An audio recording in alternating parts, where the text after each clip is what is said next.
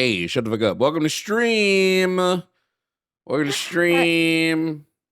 I've never watched your opening, and that was great. It was fantastic. My anime OP. Yeah, that was fantastic. I love it. Yeah. It's goated. We're back. It's been so long. Not really that long. I've been exhausted. So I didn't stream like at all this weekend except for with Jimmy.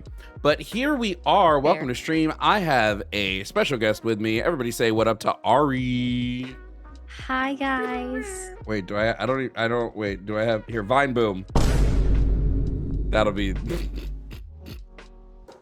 Vine Boom. Anyway, it's Monday. If you want to debate us, you got to pick up that phone. 219-327-8005 is the number. I'm going to tell it to you one more time so you're aware. 219-327-8005.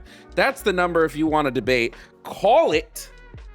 If you don't want to debate, then just fucking shut up. But if you do want to debate, call that number. We have a couple topics on the board. Number 1, trans men and women are men and women. Happy Pride.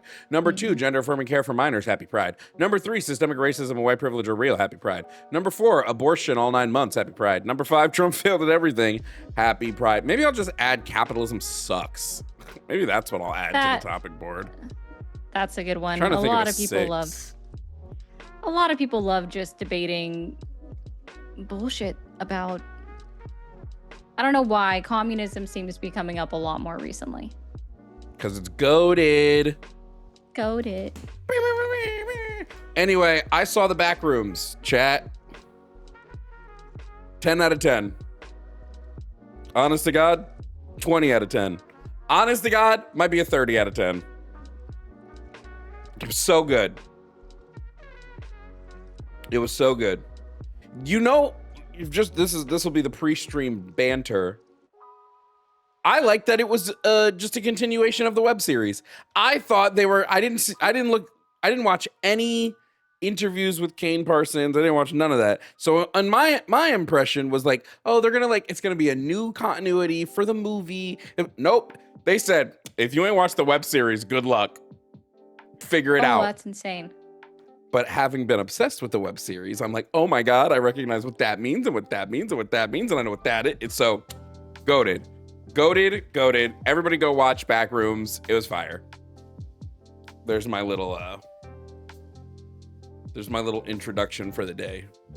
I like it. I was also gonna see Obsession, but I didn't have the time. So I'm gonna see that tomorrow. Obsession. Okay.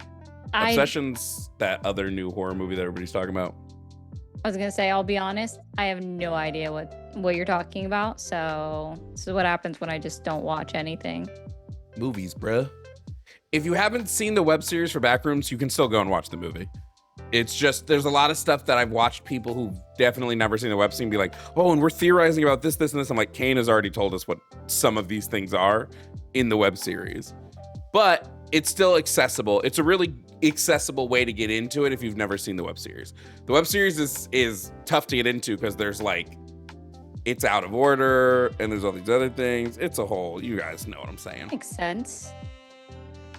That is always weird about a lot of different things where they make it so that you have to watch the rest. Like, I think that's why a lot of people like Black Mirror, for example, because you can just jump in anywhere in the middle, and I don't like it, but I jumped in at the beginning of Black Mirror and was like, why is this dude fucking a pig?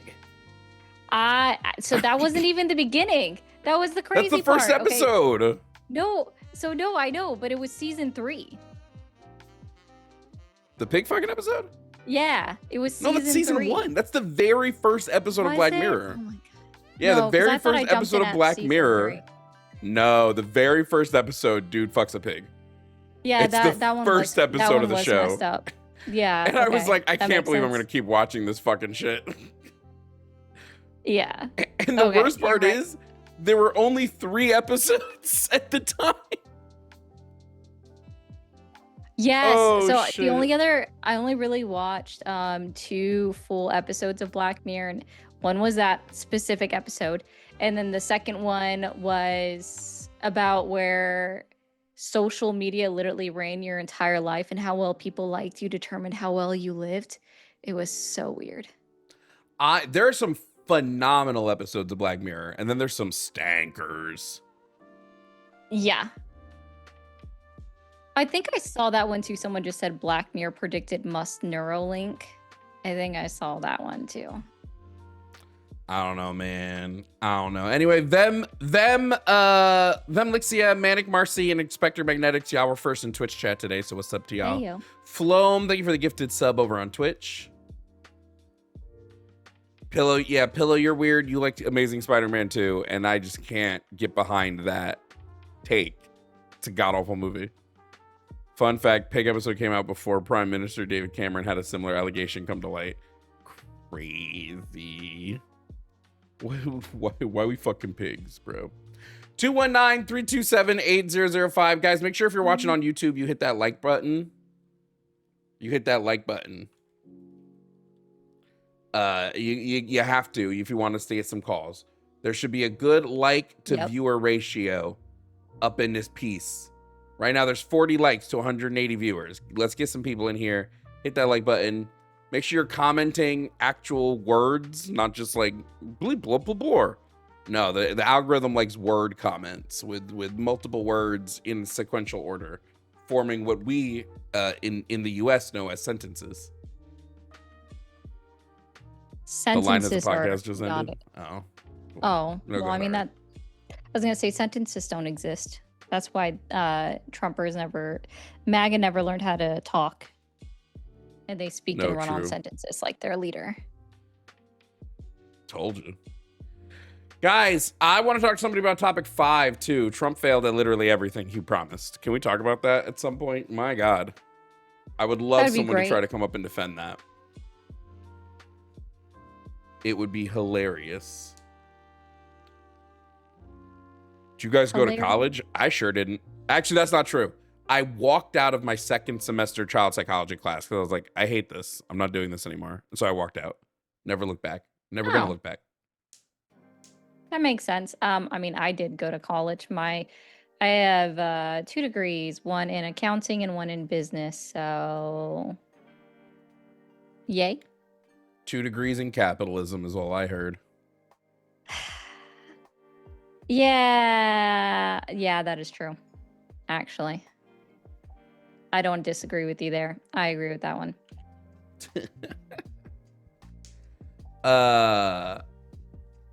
We are waiting on some calls, guys. 219-327-8005. We always got to get those initial calls in. Yes, if you want to call about office hour questions, you can. I'm not guaranteeing you're going to get through, and I'm not guaranteeing we're going to answer your call. But if you do want to make them, they're open. Office hours is just when people call to ask me like specific questions on like topics and stuff. Not so much debates. Cool.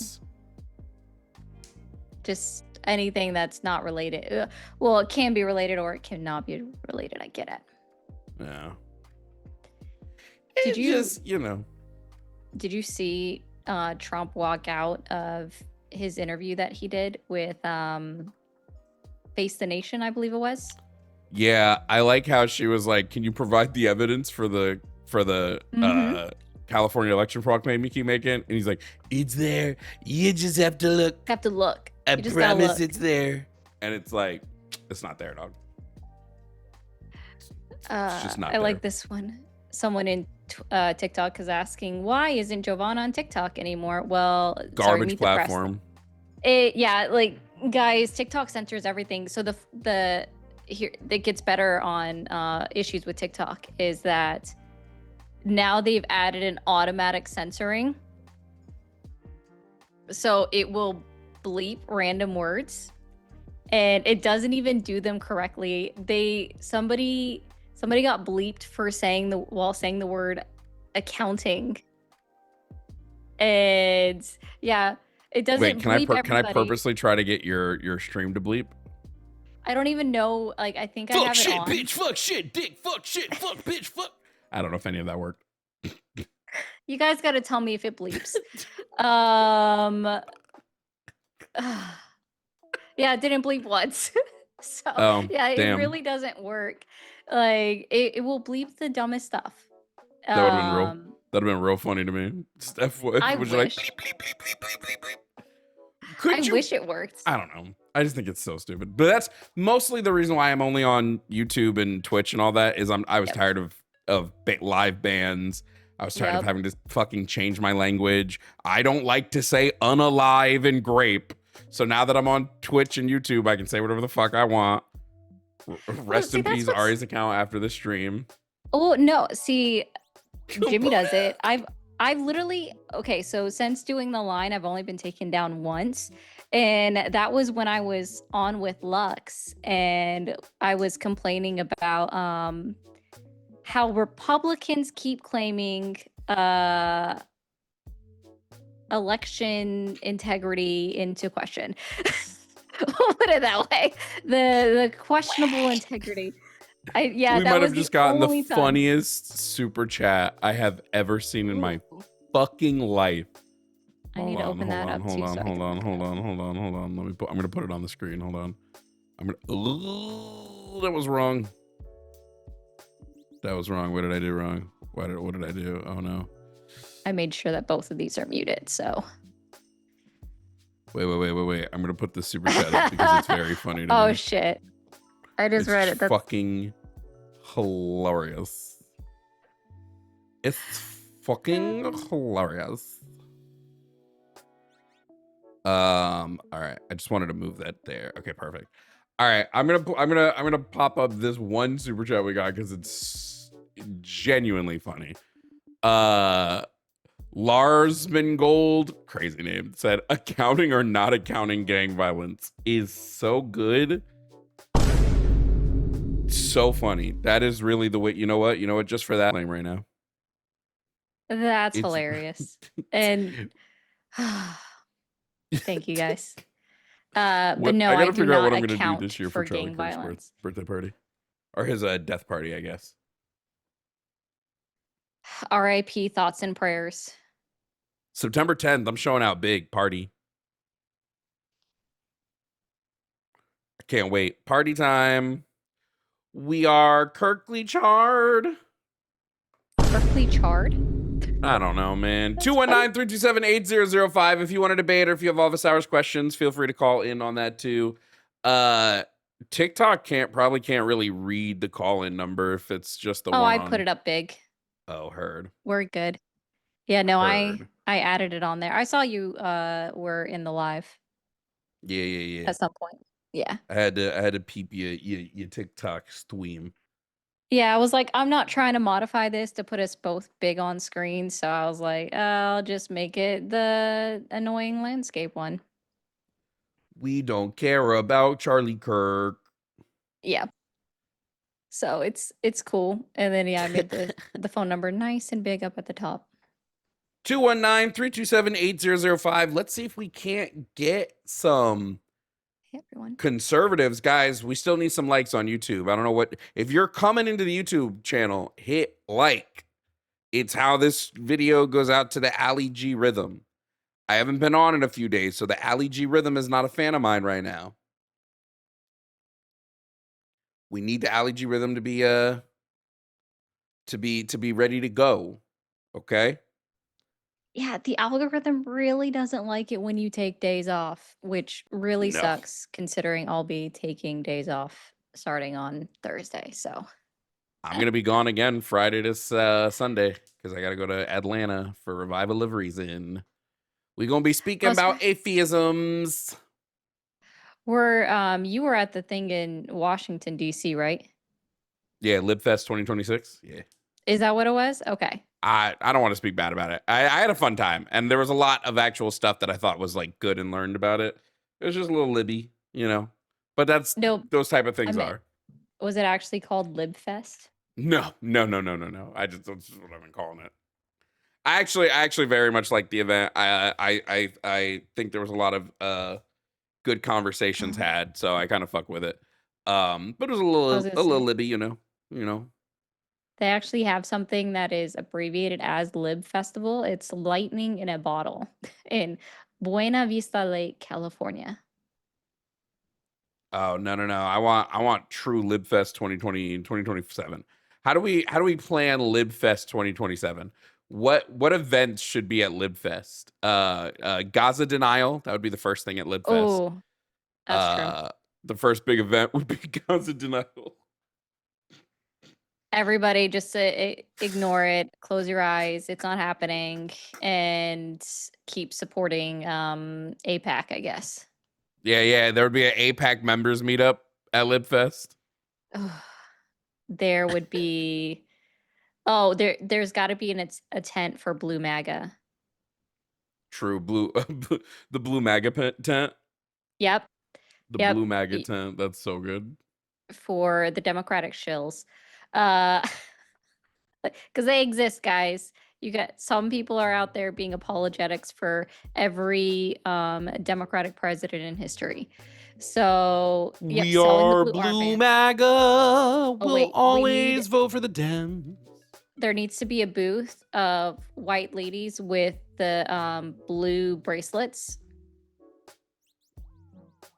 That they were, you didn't know about that one. So there was this trend that went around on TikTok that's like, I'm wearing a blue bracelet in solidarity with Black people, and it was just like, please stop. I didn't know we wanted blue bracelets now. I didn't realize that was a Black thing. Yeah, safe white woman bracelet, blue bracelets is what it was supposed to indicate that I didn't vote for Trump, and it's like no. I don't. What does that have to? No, I don't care. I don't know. I can't fucking be asked. Someone on Twitch said no guns allowed. Our security is going to be provided by the LAPD, and that is the way the news goes. Hello. Then. Huh? Freaked me out. I'm sorry. It's like, what? And then you have, let's see, the yeah, exactly. Oh, that's a good one. Hillary Clinton cosplay competition. Oh my God. Pokemon, go to the polls. Ever feel lonely? Do you ever feel like giving up? Do you ever feel like you want to die? Do you ever feel like you need someone to be with? Do you ever just feel sad or regret or lonely like me? Where's that from? I don't even know. Is that just like a voice mod saying that? Because that's what someone had to be using a voice mod. Oh, I know it. I know it's from your soundboard, but I'm saying like where it originally came from.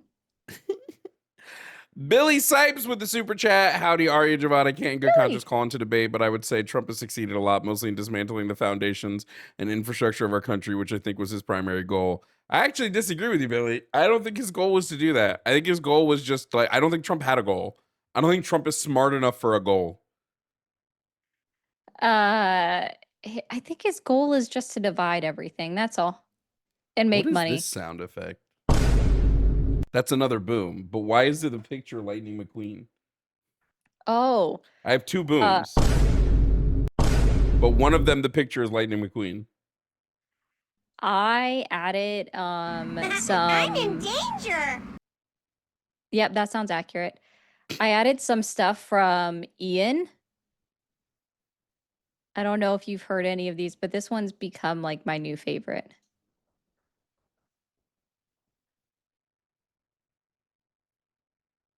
Did that play? Was I supposed to hear something?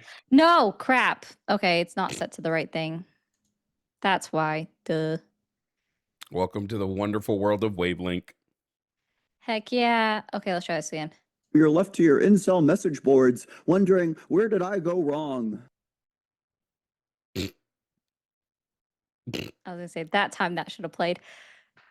Yeah, we heard it. We heard it. Yeah. So yeah, mine are all mine are all more meme-ish, like you know, Raggy. Mine, there was last Monday. What? Daddy, chill. Daddy.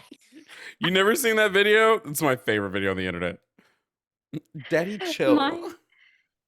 Mine are either like, so I have this where somebody said this to me. Not more smarter. Said not more smarter. Not more smarter. Yep. I have some random ones from like senators or congressmen in general. Whimsical cosplay. Whimsical cosplay. You need Pokemon go to the polls. Yeah, I need to get some more. I don't have a lot. Just dumb, but dumb ideas are not illegal. Well, They're not illegal. That you had you could do you want you could do so you So probably, yeah, that one is that's a great little thing. I need. Sounds Do you like do a you guys lot remember? of. It sounds Hoopla! like a lot of. Sounds like a.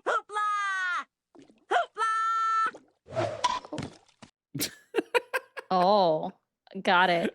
Do you guys remember that little 5-year-old that kind of like blew up the internet briefly where I guess her parents were having her like make little videos or recording her talking about another girl in her class having boyfriends, and at the end she'd be like, "One up yours, Karen." I'd have to find it and huh? send it to you. Never heard Yeah. of this before, Hold on. but it I does know I sound have like it a on lot of. Instagram. No, I won't do it. Destroy us all! Mine is just old cartoon fucking echolalias that I used to have as a child. That's funny too. Okay, I gotta find my messages. Oh, that's somebody. Oh, here we go. Now it's a matter of finding it in this mess of things. I hate that this sound, which is associated with like usually fucked up shit in an anime I love, is now just a joke to me because of the internet. Thank you, internet. Where would I be without you? Kerchow. Ka-chow. Oh, no, it's ka-chow. Have you ever watched do you know Reb Measle on TikTok? If you're asking if I know someone on TikTok, the answer is no. Reb for the rebrand, she's an attorney. I need to get a clip of her going ka-chow. Anyways, she Sorry, go ahead. she reads through court transcripts, and before she starts them, yep, she like has these CVS. I'm just gonna keep going. I can do that. She has like these CVS $5 sunglasses that she'll have like up at the top of her head, and then she'll just like nod down and they'll fall down. And she No, I've goes never seen ka-chow. that. She's hilarious. Kerchow. Not Kerchow, it's ka-chow. It's Kerchow. You're not. Anyways, I don't know what I I'm was going absolutely with. correct right now. It's Kerchow. It's No, I'm spelled saying Kachow, but it said Kerchow. she says ka-chow though, is what I'm saying. Here, My I'm just favorite sending you part this of the Cars Instagram thing. movie was when it's the green car. And he tries to do the Lightning McQueen thing, and he's like, lightning is followed by thunder. A ka-chicka, a ka-chicka. Achika. That shit gets me every time, dog. It's like I can't get going. You do Arm not have thrusted, to you made play me what I sent you. retry ReZero for the 5th time, and the MC is the most insufferable character. It's a slog to get through. Yes, he's insufferable. That's the point. He gets better. He grows. Suck it up. It's a great show. Jovan, we need counting or not counting gang violence as a sound. Oh shit. Oh. How do you make that a sound, or is it just you reading it? No, you just grab it. Why? Why? I need to know why I'm being punished. Oh, by the way, Ari, give me your email. Send me your email on Discord for Call Studio. Oh, gotcha. Why am I being punished today? Why am I being punished today, chat? Why am I being punished with this with so we have a caller on the line and I'm being punished. I'm like I don't want to do this for the millionth fucking time. I can only guess. It's fucking Yitzhak from yesterday. It's Yitzhak. He didn't get enough of being treated like dog shit yesterday. This fucking gosh. Zionist piece of shit's gonna call back, tell me why. Oh no, it's okay. I think Israel's doing a good job killing all those Palestinians. That's what we're gonna hear from Yitzhak again. Oh gosh.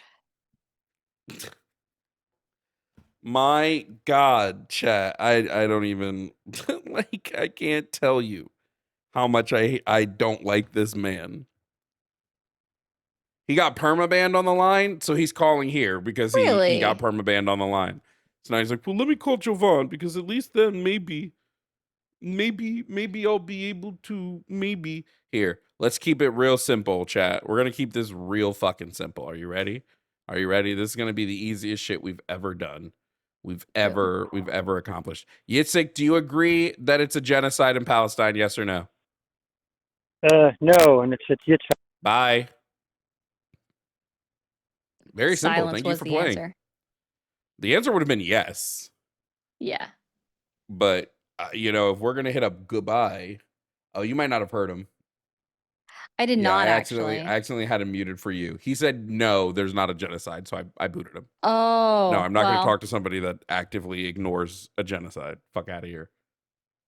it's like they don't even, or they purposely don't understand it. No, It's he's like purposeful. he's like he's like an Israeli, so like he Oh, specifically does not believe it's a genocide. All right, I added you to call in studio, by the way, so that oh way you yeah, can I'm already see in there. if we get any calls. Okay. Yeah, I We went ahead. I was like, oh, let me go log in. are Charlie Kirk. I will say it does happen a lot. That now, like, because Bandrew is kicked off the line and can't call in anymore, or at least for 6 months until, because call in is weird. Anyway, he now calls everyone else on Yeah, TikTok that that's usually dual how they streams. roll.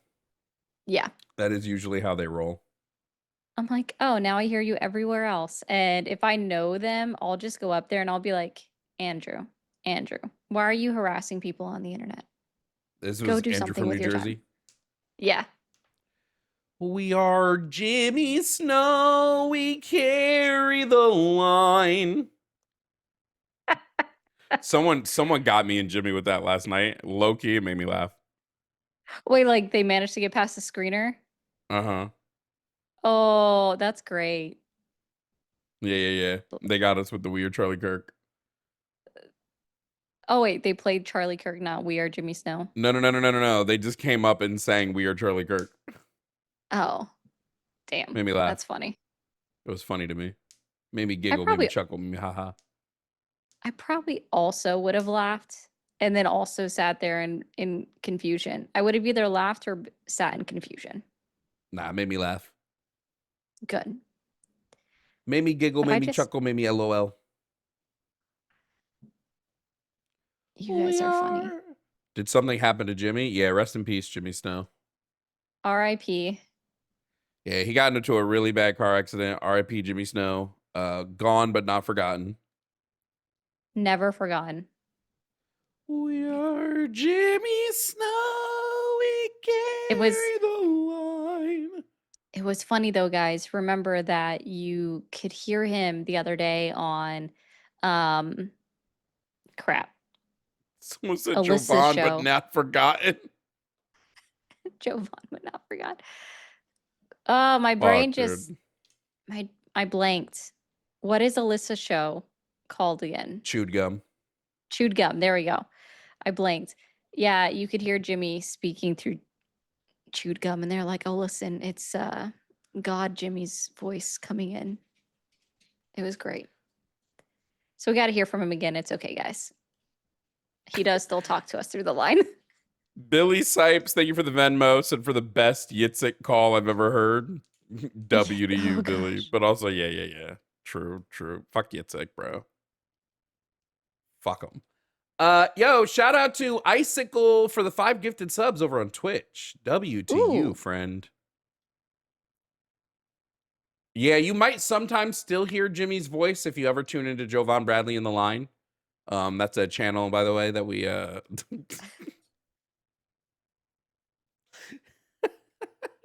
You renamed it? Yeah. You didn't know? Yeah. It's like last so then month I was on it more than Jimmy was. Oh, that I think that is true. That sounds accurate. I was gonna say, like, that'd be pretty funny. Yeah, sometimes I still hear his voice. Yeah, it's like a fleeting memory, and then I forget it immediately because it's like I woke up. So good of Jimmy to leave you with the burden of leading the line. I mean, technically, because sorry. Actually, I'm not gonna say that next part. I lost my Look at train of thought. Yitzhak. Yitzhak is in chat. Like, you won't take my call. Fine. You have no callers right now. Whoopee. I would rather sit with Yeah. 0 callers for 4 days straight than talk to you again, Yitzhak. You goddamn piece of garbage. You literal human garbage. And that's not even a problem. Like, the reason why going live with a co-host is great is because you can just literally talk to each other and have a conversation while waiting for calls. I And would be something talking we say about is gonna back trigger. rooms if you weren't here. It would just be a See? There you go. fucking long ass backroom stream. See? There you guys go. It's not hard. We don't, while we like to have callers to speak about too, we don't have to worry about that. That is funny. Snow never melts. Snow never melts is so good. Snow never melts. Brother. That's so fucking funny. Holy shit, chap. Oh, That might gosh. be the funniest shit I've heard in a long time. That is a good one. Snow never melts. Snow never melts. If that caller that's getting screened right now is the person I think it is, Oh, their Lord. voice is so annoying. Oh, Lord. We are Jimmy Snow. Yo, Aaron Bergman said tonight at the LibFest 2026 sports tent, the bootlicking rodeo. That's a funny one too. I'm all out of Oh my boots. gosh. Got nothing to lick here. One more skateboarder said Charlie's last action was to move to the left. To be fair, that was not a consensual move. He was pushed by a Yeah, bullet. I would, yeah, push to the left. That's a good way to put it, actually.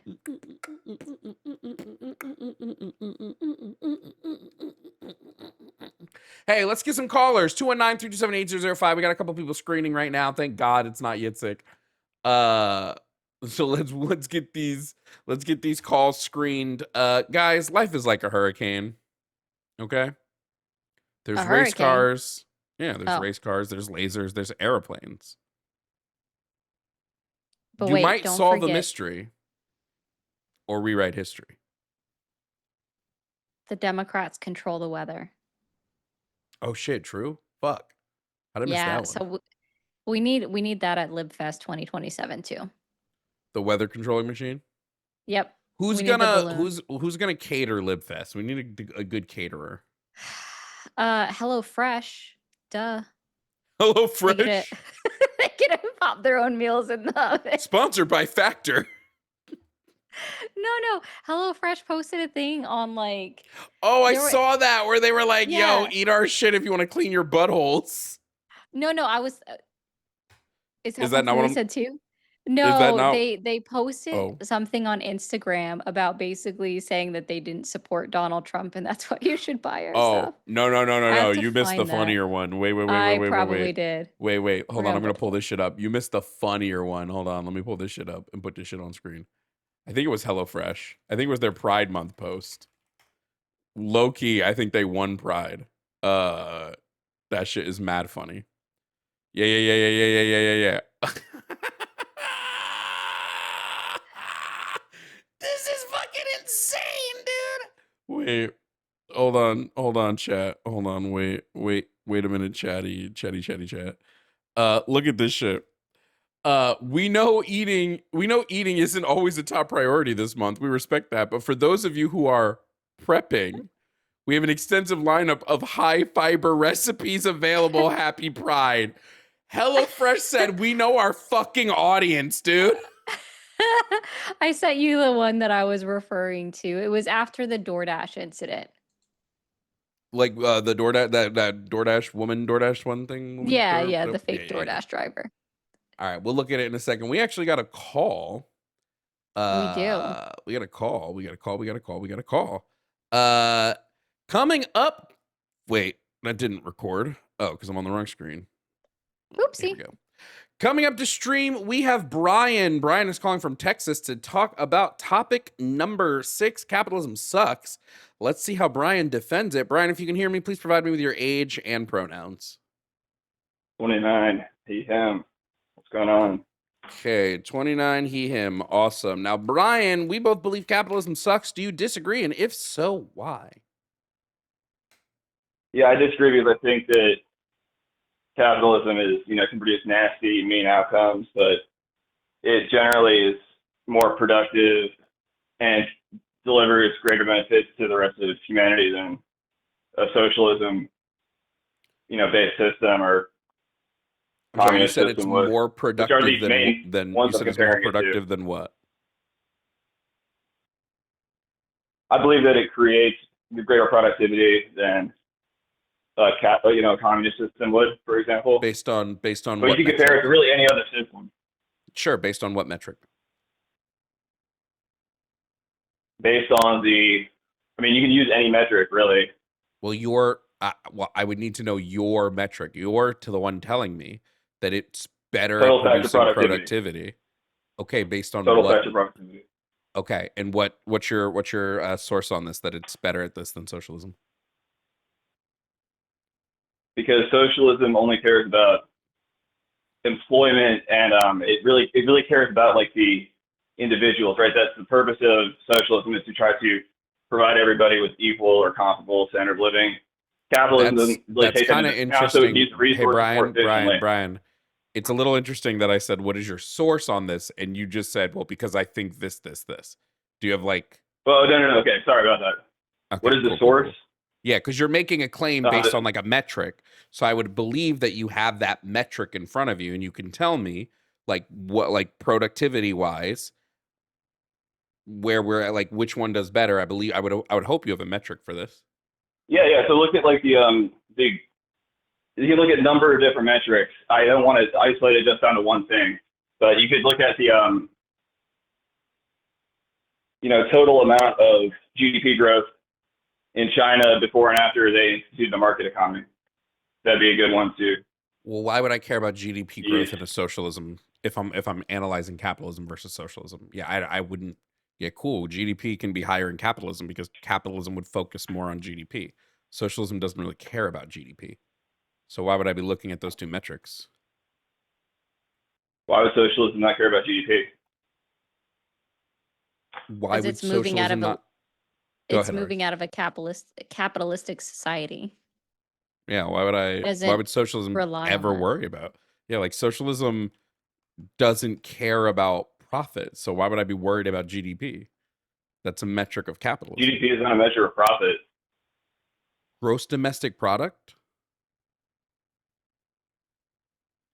Yeah. It's not a measure of profit. Of spending power, which would be a measure of it's about profit. it's about the product you produce versus the income earned on that product. So I would say that measures profit quite a bit. Yeah, the United States. You could have a really high GDP and still be in the hole for profit, right? It's just the total monetary market value of all the finished goods and services produced in the country during a period of time. And of your so that doesn't really, they could spend more money producing those products than they. If you're analyzing GDP, if you're analyzing GDP in either an income approach or an expenditure approach, profit is factored into both of those, massively. Unless you're doing it on a value-added approach, but I don't know why would we do that. Profit is directly calculated in an income approach. It's wages plus profit. I think it's plus interest minus subsidies is how you get a income approach. It directly ties into profit. So I look at it as consumption, investment, government spending, and net exports. Okay, so you're looking at an expenditure. So net exports could be a form of profit. You're looking at an expenditure approach. In that way. Yeah, net exports would be analyzing profit. So really would be because you're looking at these things minus the exports and minus the imports. So you want to know the profit because you want to know, hey, how is our government spending, our consumer spending, our investment spending if we subtract that by what we're spending on imports and exports? So even then, you're still looking at profit in a way. That's why I said the only really time that you're not going to really look at profit. Well, even the value added, you're going to look at profit, because value added model, you're going like, oh, well, I have this thing that cost me $100 and I gained $300 of value of it from selling it. And that's going to be still looking at some type of profit. But socialism doesn't work that way. So why would we use GDP? That's all I'm making. So if I was, sorry, I don't want to cut you off, but if I was a socialist country, I would have to be concerned about profit as well, right? If you were a socialist, not if you were truly socialist, no. Yeah.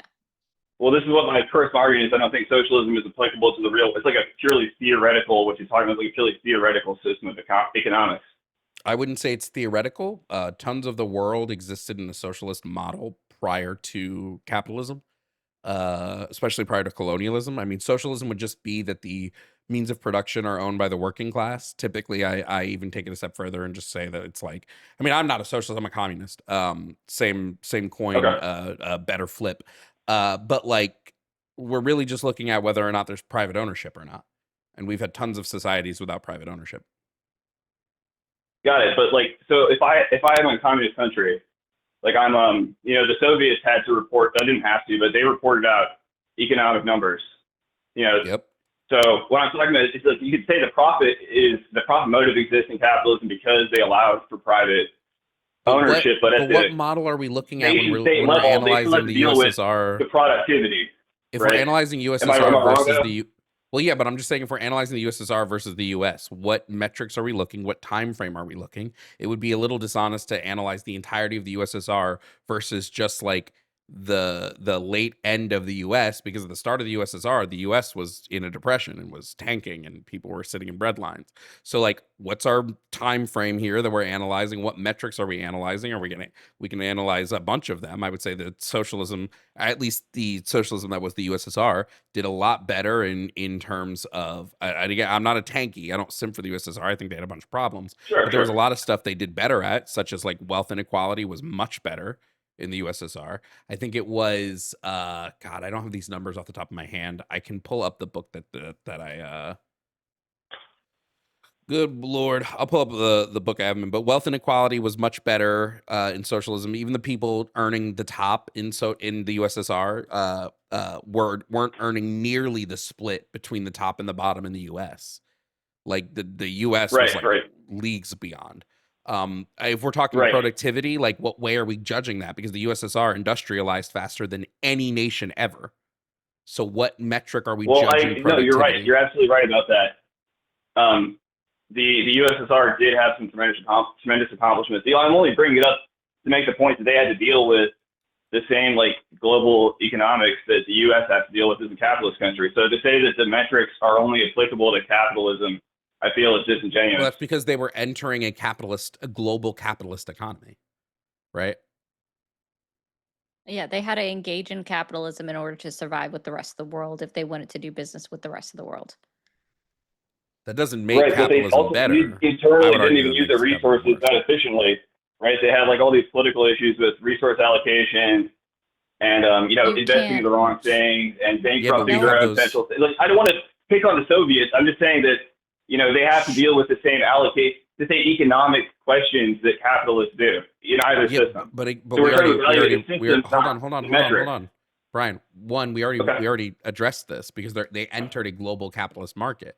But like, if we want to talk about the failures of the USSR, which there are many, again, not a tanky, but we also have to be like completely honest here, because like the same things that were happening in the USSR happened here and were happening here. I mean, we can talk productivity. The USSR produced a lot more of certain products than we did.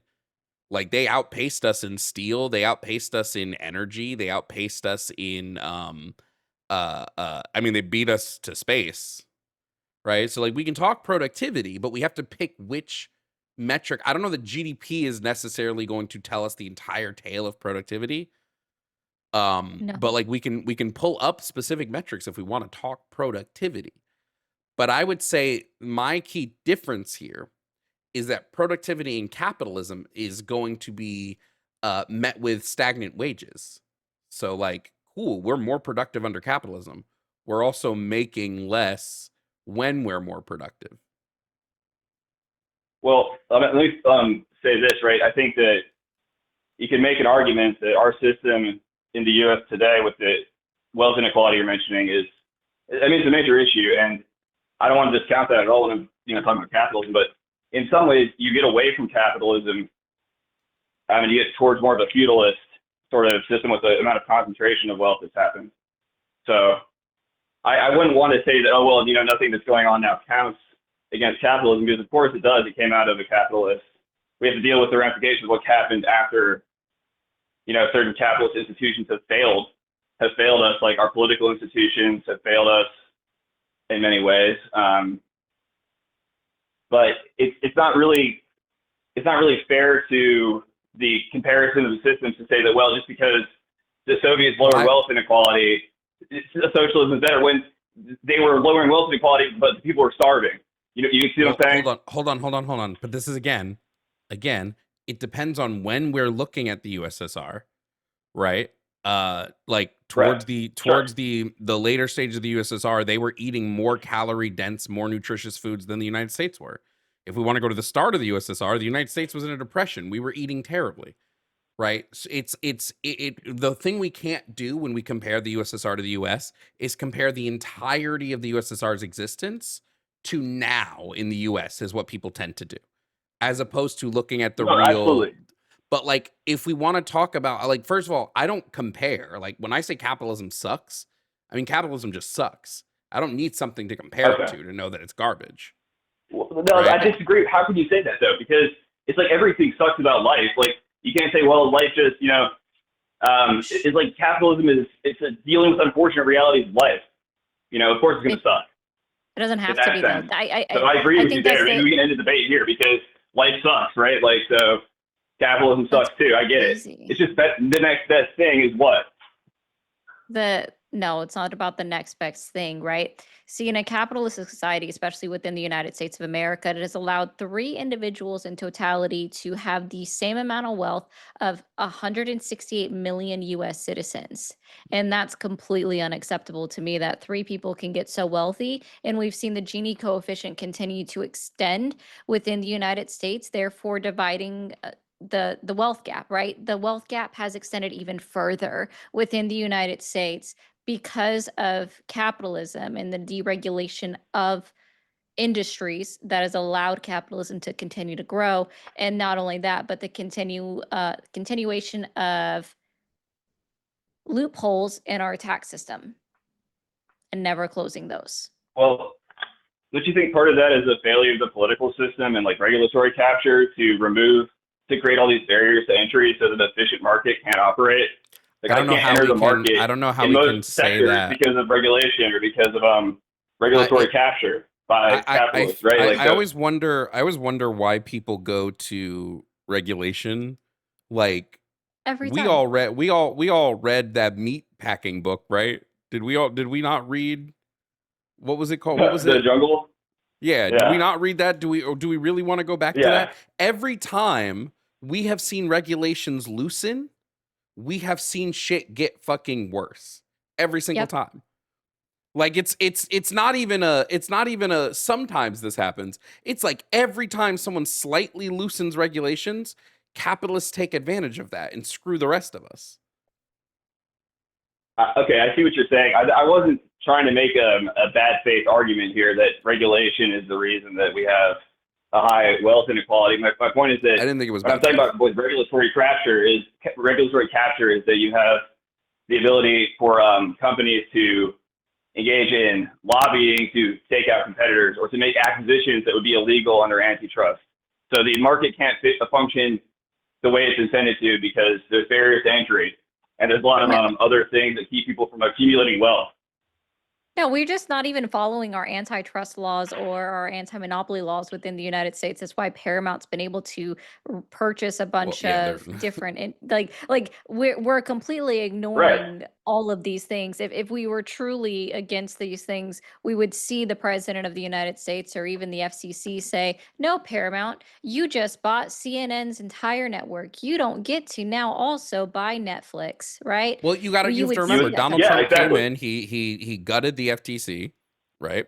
Yep. Because rich Yeah. people paid him to do it, because that's what capitalism will always lead to cronyism. If you Yep. have a system in which your life's what's the word I'm looking for? I don't want to say expectancy.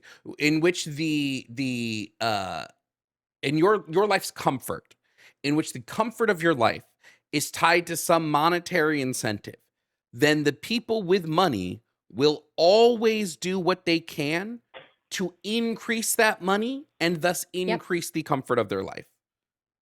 Every time we've made healthcare a commodity in the United States specifically, well, in the entire world to a degree, but mostly in the United States, where we spend the most out of any other country in the world. 18% of our GDP is how much the United States citizens spend on healthcare. Like it's ridiculous. Right. Like capitalism, deregulation of our system, especially of our market, is now for what you would consider, I guess, your idea of what a free market would be free of regulations.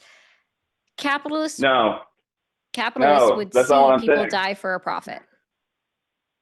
I mean, technically, I we do already not have think that a mercenaries, free so that's market kind means of a being free thing. of regulation. I'm just saying that you can't have an efficient market if the government is able to pick winners and losers, exactly how you're describing with Donald Trump.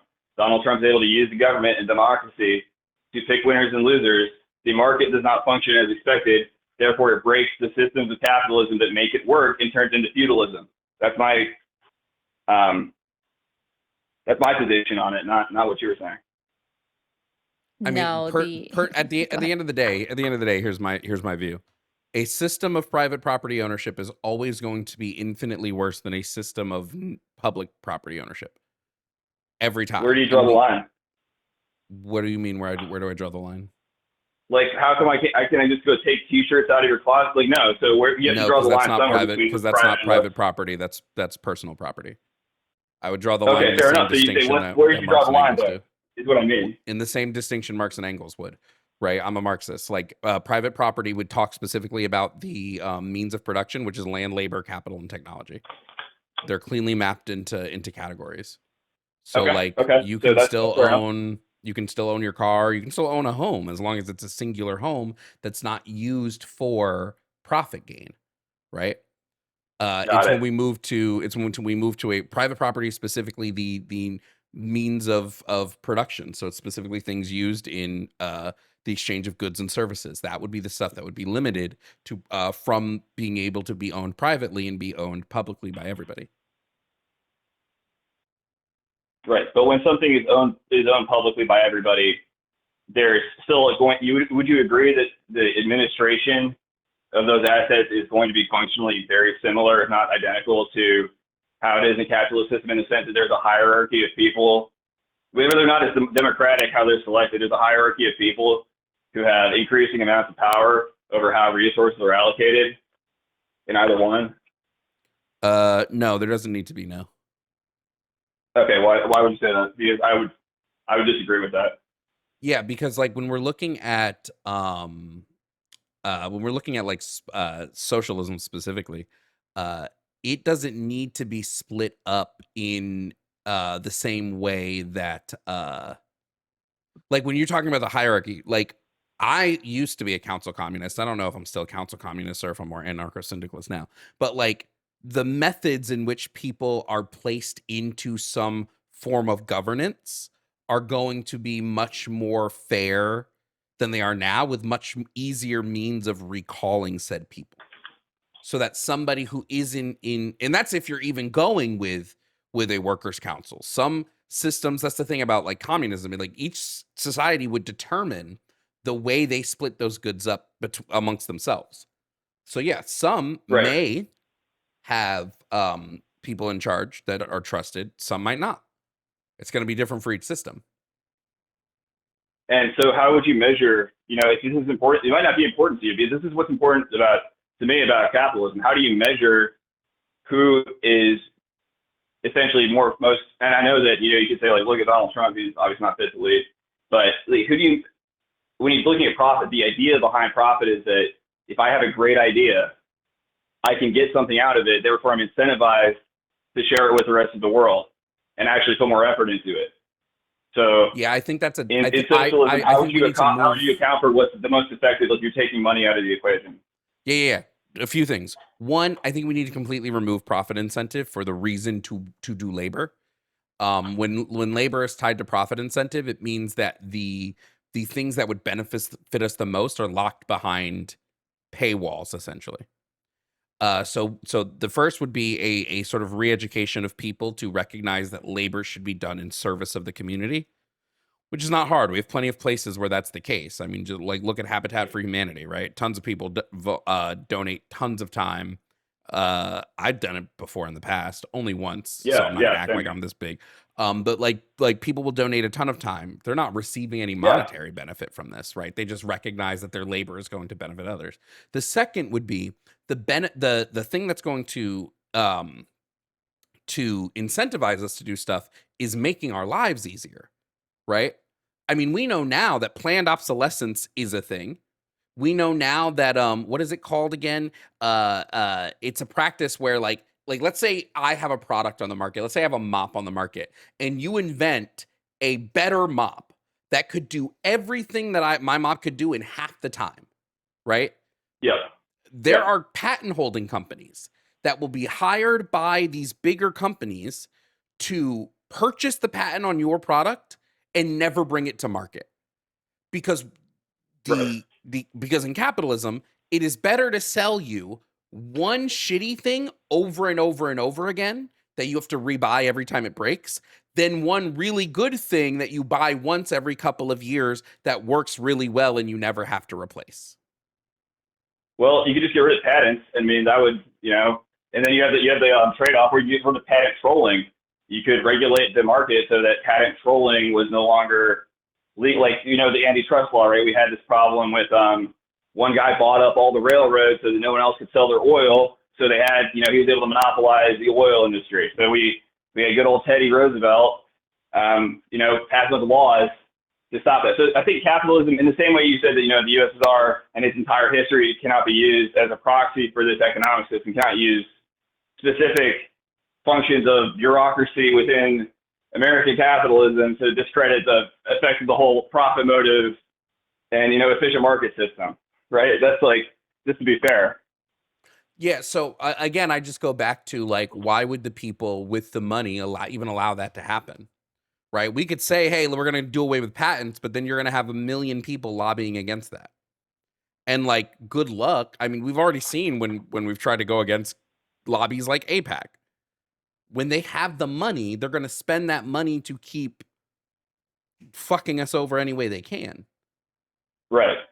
I mean, I do believe we should have laws on the books that stops Apple from planned obsolescence of their devices. Apple has lost lawsuits doing planned obsolescence. They didn't stop. They still do it. They don't care. They have the money that they can pay whatever fine they get from these lawsuits and just keep going. But nobody will put it into policy because these super PACs are giving the money to politicians that are going to work with the corporations. Right. I mean, but if I was a state-owned computer company, I mean, and I'm friends with the, chairman of computing, and, it's going to go pretty much the same way. Except I don't have any incentive to sell a better laptop than Microsoft because we're the only game in town, right? No, you would actually have to make something better for people to be interested in buying your product. Like that's the whole thing. Like if But people, even if it gets but around even that I Microsoft wouldn't. is better, you would lose. Like, Why don't we just Who's buying the product? why don't we just be done with the companies competing with each other and just work together to make the best product we can? Right? I don't need a million. That's not how people work. I mean, people are lazy as hell. I'm not going to make a better laptop because it's so hard to do. Wait, I disagree. The reason people are lazy is because capitalism has turned labor into work. Now the labor that you have to do is to keep yourself alive. Like the labor you do isn't like you don't have time for hobbies. You don't have time for all this. You Nope. work. Most of your life is spent working Yep. comparatively to not working, right? It's either working or sleeping. It's not laziness. Yeah. Most people are just fucking tired. So we don't have a system Well, in no, which they no, that's can- not what I'm no. That's not what I'm saying. I'm not saying that the average person is lazy, like the individual people who are not making money are lazy. I'm saying that for anyone who would be like an electrical engineer, you know, that would be designing the better laptop, what incentive would they have to start making the, you know, better laptop if the state, like also how would the state know who to allocate these resources to, you know, make better laptops, right? Like if I'm the state-owned laptop company, how is someone gonna form a competing laptop, or is it gonna have to be within the same company? How am I gonna make sure that There wouldn't be this is the kind competition. of, you know, argument I would have, right? Go ahead, Ari. I was just going to say there wouldn't be a competition of two competing companies in a communistic society. You wouldn't see that kind of competition occur. They would work in a collaborative method. Yeah, why are the two people who are working to make laptops working against each other? If I saw if I had a community making laptops and I saw both these two people who were making good laptops, I'd be like, why aren't just work together? Make something better than the two of you can make alone. And then we'll use that. You're not making any money, right? Money doesn't exist in the same way. So it's not like you're selling your laptop for profit. You're not getting anything extra for it. It would be for No, but the you're the love of the laptop game. guy. It's your position in the state, right? Like I'm the laptop man. I make That's the not how- laptop. I do not want There my wouldn't be position is to one be laptop overturned. guy. It's Dude, a simple power Brian, You don't have to have a money Brian, attached to it. Brian, there wouldn't be one singular laptop guy. There's 8 I billion think people. it's an example. I understand that. I No, I understand know, that, but the you see example what I'm saying. doesn't touch on the realities. There's 8 billion people in this world. If the guy who is making the laptop is like, well, I'm not going to make a better fucking laptop for you, someone's going to come along who will. Because they're tired of the shit laptop that he gave them. You know, my best example of this is the fucking modding community in video games. When a game company puts out a shitty game that has oh, this could be great, the modders will come in and do massive amounts of work for free only because they want a better product. Fallout 4 is unplayable without a mod that patches half the broken shit in that game. Because people said, we're not in this for the profit. We're in this for the love of the game. And that's a lot of people with a lot of different industries. I'm not going to dispute that will happen in some cases. And then obviously, like these existing countries that have, you know, socialist or communist governments, they don't just explode. And many times it's the capitalist countries, as I'm sure you all would point out, coming and beating them up with the military, right? And then they've chosen to allocate the resources towards things like, you know, building better laptops or, you know, healthcare or not having a bunch of rich people, you know, and so they just don't have as much resources in the first place, so they lose the war, right? So we can make, To you know, be clear, the claim. if you wouldn't have rich people in a communistic society or a communist-driven society. Yeah, but you still have to, like, you know, make sure you get rid of them first. Hey Brian, No. what's the most popular, most successful, and largest streaming software on the internet? Justin TV, aka Twitch TV. No. That's a platform. I'm saying software. If I wanted to stream, what am I going to go download to do it?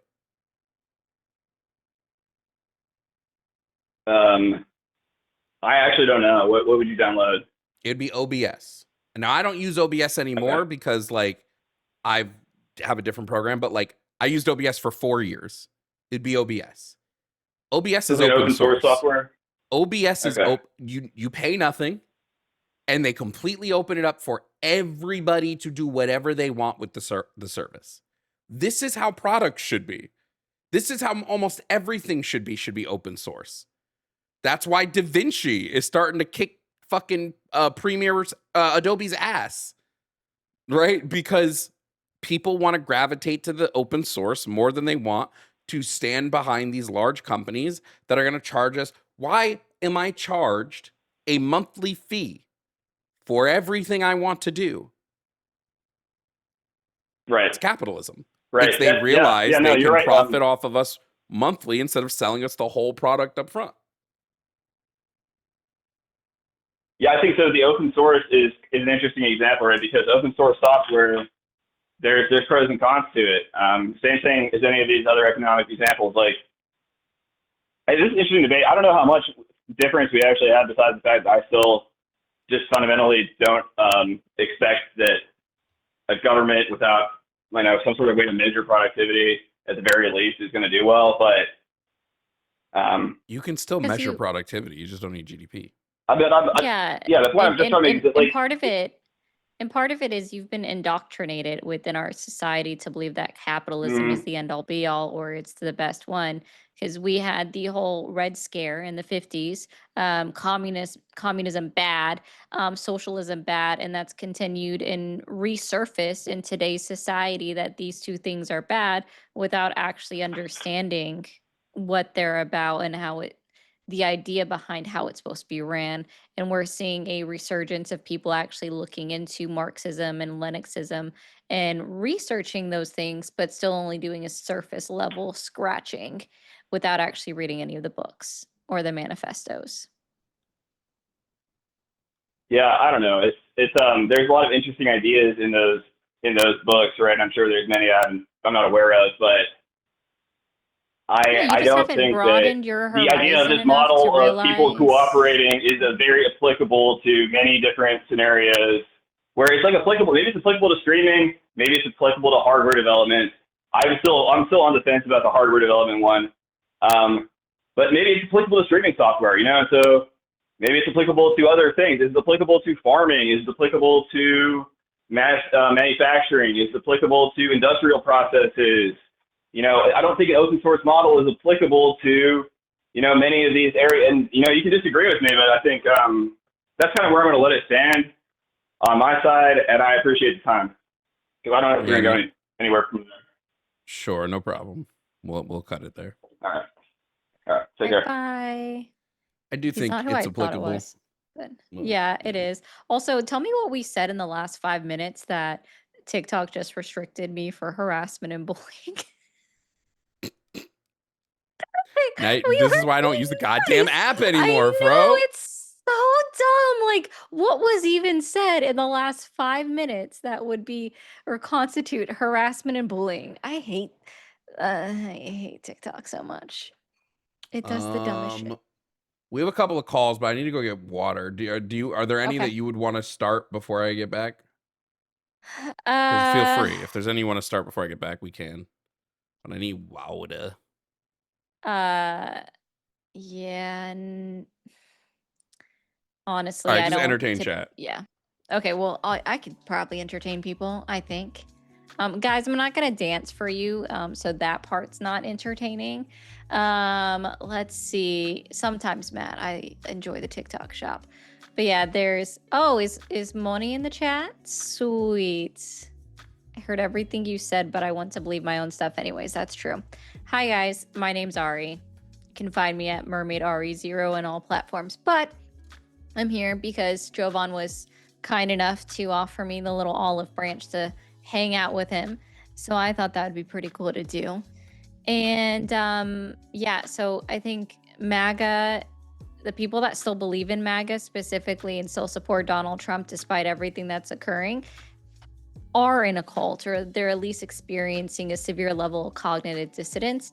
And it's telling because anytime you press them, or one of the things that I like to do is I'll take them down a line of reasoning. They will agree with me that something is bad. And I say, okay, now put it into a sentence. Donald Trump's not going to hear you say this, right? But put it into a sentence that says, Donald Trump, you're bad for doing X, Y, or Z. And they just won't do it. They won't form an entire full sentence. But it's just really silly. But here we go, because Monica's here. And I know you guys can hear this. So we're going to do this real quick. We love this. I love the Lord. Sorry, it's a Just Monty dub plug. Welcome to What did... I was surprised to see you weren't streaming on Twitch as well. Yeah. Well, no, I don't want to take away from Jovan's crowd. So, like, I respect the platform. He can run both. He doesn't run on TikTok, so I'm good with it. But yeah, TikTok's dumb. Let's see. If you... Yeah, agreed. It's really dumb. I can't Love stand that that fucking app, bro. I am back. Yeah, like nothing happened that would even constitute harassment or bullying. And it's just like, I mean, I hate you. I'm going to restrict Garbage you. Over nothing. platform for garbage people. And then let's not even talk about the government trying to restrict TikTok all because congressmen and women couldn't get a piece of the pie. But also, Oracle now runs it, so fuck that shit. Oh, and they're doing so bad at it. There are so many glitches. It's it for a little while was nearly unusable. Oh, I believe it. Let's Yeah. let's take our next call. I know these are all stuff that you don't usually talk about, but it's all the calls we're getting today, I guess. No, it's okay. I engage in them. Like that's why I hosted with Lux, but I just don't do it on mine because sometimes it does make me feel weird talking about a community that's not represented, at least on my platform. Yeah, I'll talk about anybody. I actually think if you're I do it a slightly different way. So Yeah.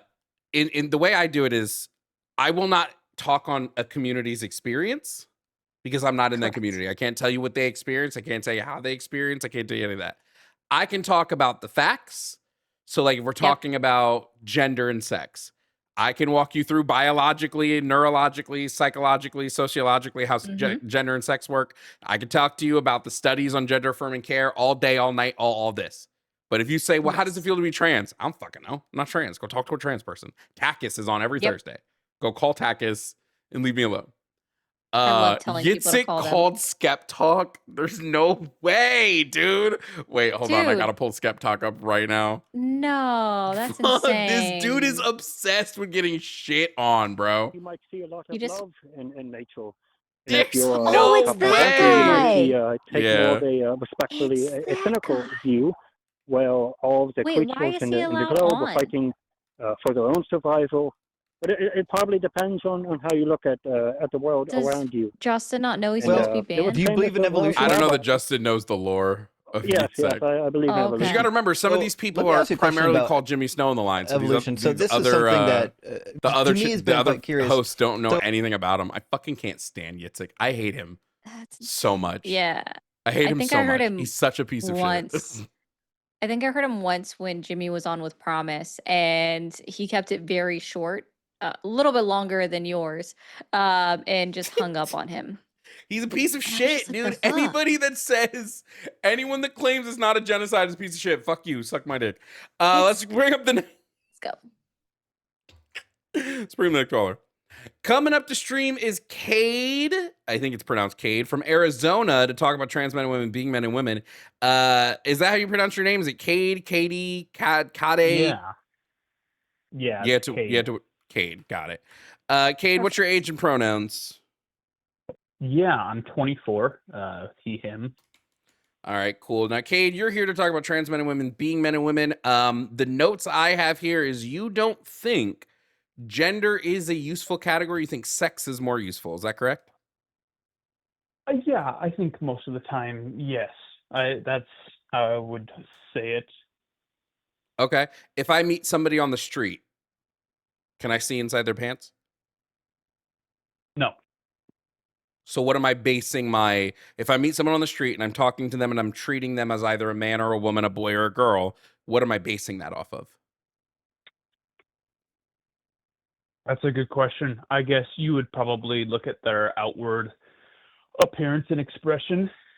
Yep. And that would be more gender than sex, right? Yeah, probably. I think there are some things that you may be able to ascertain sex over gender based off of pure, like, biological, like, differences that exist. But I do know that, and I have seen some people that, are have been presented one way when their biological sex was otherwise because their gender was the other way, right? Yeah. Well, so my Sorry, response that was would be poorly worded. no. I understood what you were saying. My response would be that, like, typically in society, the way we're going to engage in interacting with each other is going to be based off of just like visual differences, right? In order to know somebody's sex, I would need to know a lot more about their like chromosomal makeup, their hormone makeup, their genitalia, their internal and external reproductive organs. I don't know any of this. At most, I might be able to see they got titties, but I got titties, right? So clearly it's not just titties, right? So when I understand that, I know that, like, oh, well, we actually engage as people with gender way more than we do with sex. I as a man, like, the only time my sex has really ever been like focused on is like when I go to the doctor, which is like a couple times a year. The rest of the time, it's all gender-based prescriptions. Yeah, I think I would agree with you there. Yeah. Let's see. Let me try to think of I like am how just I can, like, curious. Well, I actually wanted to know, like, you were talking about you could tell by looking at someone based off of something that presents on them. So, like, what is one thing that you could tell by looking at like broad shoulders or like a defined brow ridge, like more traits that are associated with like a male, like they're just XY associated with chromosomal male? type. Right, where like I'm sure there are some women that have generally broader shoulders or a more defined brow ridge, right? There's obviously variance within the sexes, but I feel like there have been a handful of people where you see them and you can guess with somewhat confidence that they're trans or that they're identifying their gender as different than their sex. Like, I don't feel like it's wrong to say that there are some people where you can visually see that, okay, I can see that they may be dressed X way or presenting as XY, or they may be, you know, doing whatever, or they say, oh, hey, yeah, I identify as blah, blah. But then my eyes, just visually, I can see and tell, like, oh, like, there is a high likelihood that this person's sex isn't aligned with their gender. And not that that's like, oh, well, like, and well, I now hate this person. I just want to I want to point something out. There's nothing wrong with recognizing that most likely the person you meet on the street will have a gender that aligns with their sex. Yes. Typically people do. My contention is just with sex is a more useful category. When I would say it's completely not. The only time sex, again, is going to be useful is when you're fucking, and even that sometimes not. So like doctors and like medicine and science are going to be the only time that sex becomes useful. And even then, the way we categorize sex, there are a fuck ton of trans people who are, especially medically, they're viewed, and their doctors view them, their doctors label them, they're on their medical charts label them as the sex that they transition to, because they've introduced enough intersex conditions within themselves that, like, it would be silly for a doctor to try to treat this person. Like, for instance, a trans woman whose hormone production matches that of a cisgender woman. It would be silly of a doctor to treat them as a man, because their profile, their like medical profile, is not matching that. Sure. Yeah, I think that's fine, and that makes sense. And in certain cases like that, like, it would make sense to treat this trans person as more of the one that they've transitioned into, where there are like hormonal, where the biology is now starting to more match that of, you know, then yeah, sure, it makes sense to identify them as the sex that maybe they weren't born with, because now their new biological reality more aligns with what they have transitioned into. I think in terms of more of like Okay, I'm just trying to think of like how to like square this, because when you see people that are saying, like, oh, like trans women aren't women and trans men aren't men, like, what are they typically like saying or arguing that you would like disagree with? They're saying that the dictionary definition of man is and woman is this, so therefore trans people are not this. That's like the breadth of where most Okay. of their argument goes to, which I think is just silly because they're not Okay. actually saying anything. Yeah, I think more like the reason that I had like stated what I did at the beginning of like of sex being a more useful category. Not that gender is completely useless, right? There are, as you have just outlined and highlighted, there are many times where gender is a much easier thing to like go with and base off of, and most of our social interactions would be more based off of gender, right? That's probably true. I think I would say I agree with that. But in terms of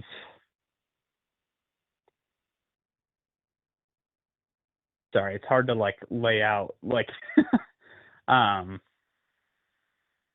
what would I say that I feel? I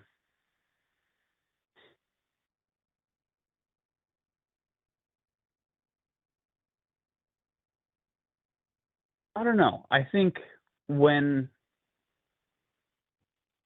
I don't think it well, I guess I haven't talked to a lot of trans people, so I wouldn't know. But I think Okay, here's in what you're my gonna eyes do. when I'm Here's what you're thinking, gonna do. Do you have a yeah, calendar app on your phone? I do. Okay, open up your calendar app. All right, Let me give know me when you one got it moment. open. Get you on speakerphone so I can open up the calendar app. All right, calendar app's open. Okay, what you're gonna do is you're gonna go to Thursday. Thursday. Okay? Now, what you're gonna do is you're gonna put a reminder in for Thursday. There is a live show called TACUS, Transatlantic Call-In Show. It happens on the line. It's a channel that both Ari and myself are contributors on. Yep. On Thursday at 3 p.m. Eastern, so change that to whatever time zone you are. TACUS will be doing a live show with Riverboat Jack and Luxander, two trans people who can talk to you about this, right? I can give you all the info that I can on sex and gender and the way we categorize them and all that. When it comes to talking the trans experience, those are trans people that do a call-in show to talk the trans experience. They are much better to talk to in regards to that. 3 p.m. Eastern? Yep. Thursday, 3 p.m. Eastern, TACUS, the Transatlantic Call-In Show. I will be at work, unfortunately, but I'll see if I can. It's like a 3-hour show. Tune in at work. Oh, that's okay. They typically go live again at 6 p.m., right? Or 7 p.m. Eastern. Well, that's Thursday, so Lux will be on again.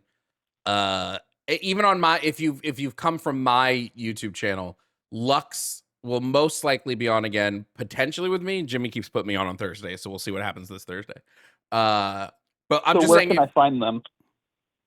Luxander. If you look up Luxander, like if you just Google Luxander Moss, Lux is a trans person. It is at Luxander Moss is its name on YouTube and Instagram. Yep. Riverboat Jack is the same. If you just look up Riverboat Jack, you'll get to her YouTube channel. Or like if you go to QN Line, that's QNA Line on YouTube, you'll find the live stream for TACUS and some previous live streams that they've done with other trans hosts. Okay. Sure. I'll go check them out. I'll see if I can tune in either, if not at 3 p.m., then maybe later on in that day. I have it written down. You said Luxander Moth, Riverboat Jack, and the Q&A line. Yep. Okay. Sure. That'll be some homework for me. All right. Was there anything else you had for us, Cade?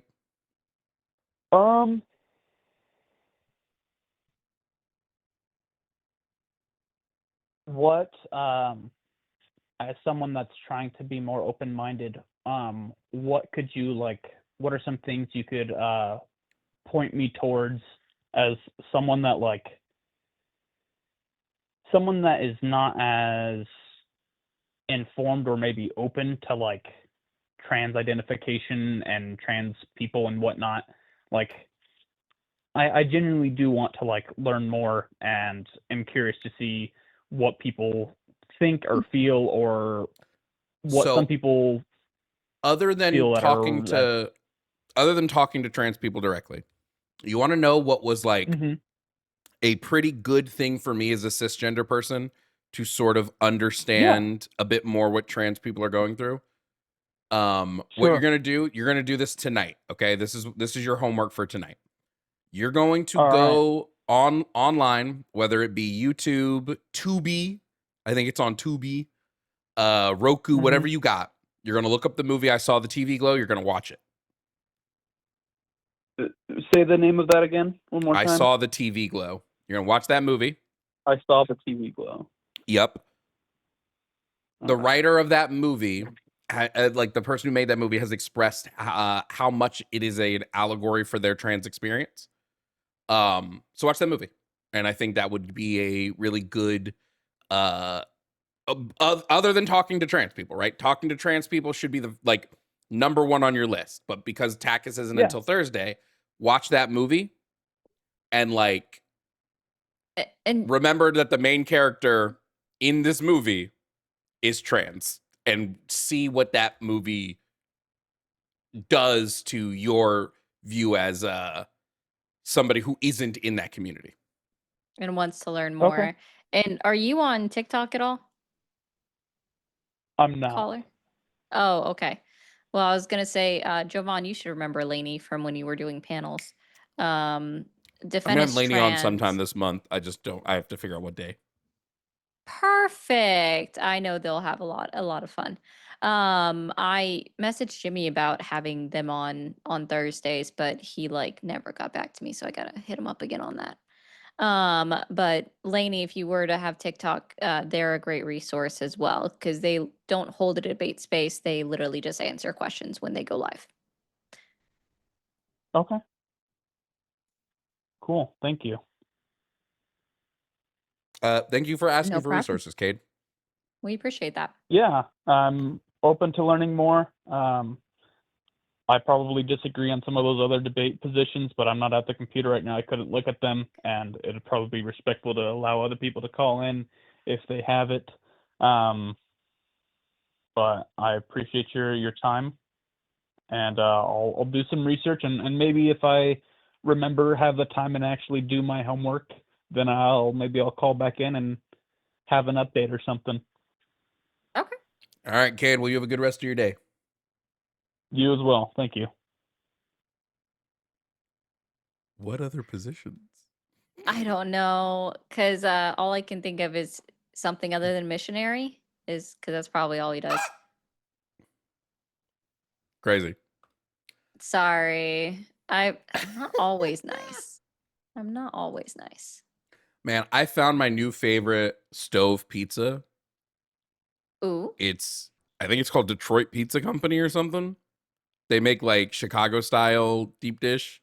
Ooh, this shit goes hard. Okay. That's pretty cool. I love it. Face. It's become my new favorite. Motor City Pizza Co. Sorry, Motor City Pizza Company. Apparently you have your own subtitles. Oh, word. But with your face. Sorry, True. I left off so much in that statement. My bad, guys. All right, let's see what we got. A lot of your office hours. It's mostly questions. office hours, yeah. Yeah. Zach. We'll bring up Zach. Zach from California with an office hours question. Zach, what is your age of pronouns, please? 31 he, him. All right, what's your question, bro? Okay. Even though the guy that I talked to just earlier, he said what the phrase was, my ADHD keeps my memory gone. But I remember you had said in previous things, and by the way, I watch y'all all the time. You guys are how I stay educated on stuff. Okay. WU. But you had said that there was nothing singularly that would connect female to woman. I know that you have a phrase for that. I don't remember what it's called. Necessary conditions. Thank you. Mm. Whenever you make that argument, you state that some women are born without vaginas. My question on that would be, are they born without the external, or only like they're not born with a uterus or ovaries, which would be internal? It would just depend. Some people can be born without the internal. Some people can be born without the external. There's some people where they're born, they have to get like a vaginoplasty. Like when they're born, the doctors have to give them a vagina because they don't have one. Got you. So there's also a second part. Whenever, and this will probably be really short because I'm just calling in to get more information. But whenever it is external, like you've said that the doctor doesn't do a chromosome test on you. They don't do blood tests. They look at what is showing external to a sign of sex assigned at birth. If you're not born with that external part, how do they assign it at birth?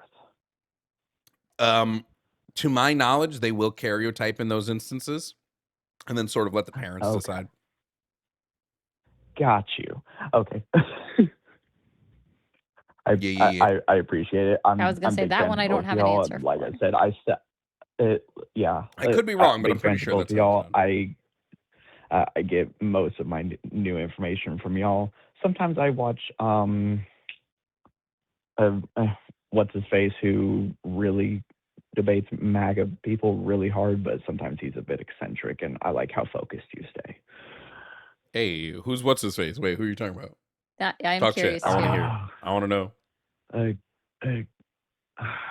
One of them is Tanner, I think. Like, and I don't know what Tanner. I can't remember their names right off the top of my head. If I opened my YouTube, I could easily find them. Oh, on YouTube? I have guesses. I just don't want to say the names. You should type them out to me. Well, there's two guys. They just recently did a YouTube video, I think, on, it could have been Jubilee, it could have been a different one. It's Dean and Parker. It's Dean and Parker. Thank you. It's pretty high.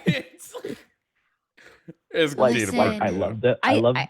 I love them to death, but they can get eccentric at times, and I like how focused you stay. Eccentric is crazy, but yeah. That's just that's the polite. Like, I think listen, they're smart, right? They are. Oh, absolutely. The part that detracts the most is just when they just go on the blurb of, let me thank everybody that donated, to just trigger the if person I could change one thing about Dean and Parker debates, besides them being lids, it would be only thank your donations after the debate is over. That would be my biggest fam. That is my biggest pet peeve. Is now I get it. If somebody is like calling you poor or pocket watching, then you do it. Yeah. Then it's funny. Right. But other than that, brother. But what I mean by eccentric is like whenever you don't have to explain it because it'll just lead me down a whole little You don't have to. I promise you, we both have watched them live at some point. I mean, I've known both of them from when they first came on the debate scene. Yeah, you do. They don't. I know them. I've been in these streets much longer than the two of them. Yeah, exactly. I got you.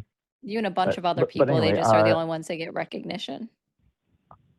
But anyway, on the subject that I did call in about, thank you for the more information. And yeah. No problem. Yeah, no problem, man. All right. Y'all have a great one. You too. You too. You know what else I want? Low key, I need a finder's fee for the amount of callers I send to Tagus. You know what? That's totally fair. I have done the same thing, but mine is more as a when they won't let go of that topic. Even though I've given them as much information as I could, and obviously they're not the good faith ones. And I'm just like, yeah, so on Thursday there's this great show. Go there and go talk to the boogeyman under your bed, apparently. Someone in Instagram chat said Parker looks like a Tanner. Damn it, Tanner. Shit. That's kind of funny, actually. That's kind of funny, actually. Okay. I don't know why this call has been screening for so long. Yeah, that I noticed that too. That little Pizza Hut was good. All right. That's good. Dusk from Texas with an office hours question. Dusk, age and pronouns, friend. Hi, I'm 20 years old and my pronouns are she, her. W. Dusk. Okay. What you got an office hours question for us, friend? Yes, I do. So first off, I do want to send my condolences to the former to the founder of the line, Jimmy Snow. Snow never melts. So funny, bro. Oh shit. Sorry. So my question is about systemic racism and white privilege. Through my education, I have been aware that there was a party swap somewhere in, I think, like the 50s or somewhere. And then whenever the party switch comes up, I hear about the Southern strategy, but I'm not exactly sure how those two things link. And whenever it's explained to me in like a textbook or a video, it kind of just sounds like words that I forget. And so I'm hoping that, because y'all are really good, like Jovan specifically, you're really good with like saying things in ways that I specifically understand. So I I just want to know like how the Southern strategy and the party swap link specifically, I guess. Okay, so two things. One, I don't like calling it a party swap because technically the parties didn't swap, their ideologies swapped. Yeah. Right? You didn't have a bunch of Democrats become Republican and a bunch of Republicans become Democrats. It's just that the ideologies of the parties switched. One, the Progressive Party was the Republicans, that became the Democrats. The Conservative Party was the Democrats, that became the Republicans. And even then, the Democrats weren't fully conservatives. The Dixiecrats were the biggest of the conservatives. The Democrats were much more progressive than the Dixiecrats. Yeah. And so the Dixiecrats became, like, they did move into the Republican line because the Democrats became too progressive. Okay. Now, how the Southern strategy fits into that is the Southern strategy is just the policy position that like most Republicans ran on from like 60s to like late 80s. So it's just this was a strategy invented by Southern Republicans on how to maintain political power, and that's all. Super racist. Okay. Super racist. I would say that the tracks. only Democrat that you can think of that was decently known in history that actually switched parties from Democrat to Republican is Strom Thurmond. He's the one that filibustered and had the longest filibuster time on the floor. I'm sure there were others. I'm sure there were others, but like I just know that when people say party swap, it gives this idea that like all of the people like moved when it was just a slow, and it was a slow gradual change since the 13th Amendment of the Republican Party becoming more and more conservative and the Democratic Party becoming more and more progressive. Okay. Yeah. Okay. Yeah. And it officially swapped over more hardcore after the Civil Rights Act of 1965. Yeah, that tracks. Look up Lee Atwater's interview he did in when was that interview? I should know this off the top of my head with the amount of times I've talked about this. He specifically did an interview in 1981 on the Southern strategy. Here, let's listen. I don't know if you'll be able to hear this, but let's listen to Lee Atwater be a racist piece of garbage, because he was. Oh, okay, YouTube just froze. There we go. I just heard that weird buzzing sound, and that was the opening of the video. Oh. Here's how I would approach that issue as a statistician or a political scientist, or no, as a psychologist, which I'm not, is how abstract. Oh, you know what I just realized? He drops the N-word like 50 times. I'm not gonna play this. I just remembered that. Oh. But look up Lee Atwater's 1981 interview. He literally goes through what the Southern strategy is, like verbatim. Yeah, I just realized he's about to drop like multiple N-words, so let's maybe not do that. Yeah, that ain't great. Oh yeah. So I don't.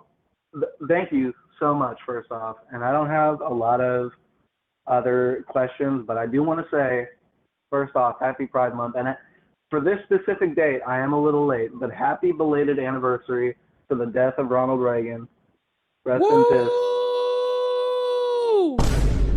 Oh my God! You know what? That's what pisses me off so much. I'm sorry if I'm going on a tangent, but like, a lot of these Republicans will fucking talk about how much they love Ronald Reagan when he's the reason gun control is so strict in California because he was targeting the Black Panther Party. Tell him. He was afraid of those black people protecting themselves from his racist bullshit. Oh my God. She's spitting right now.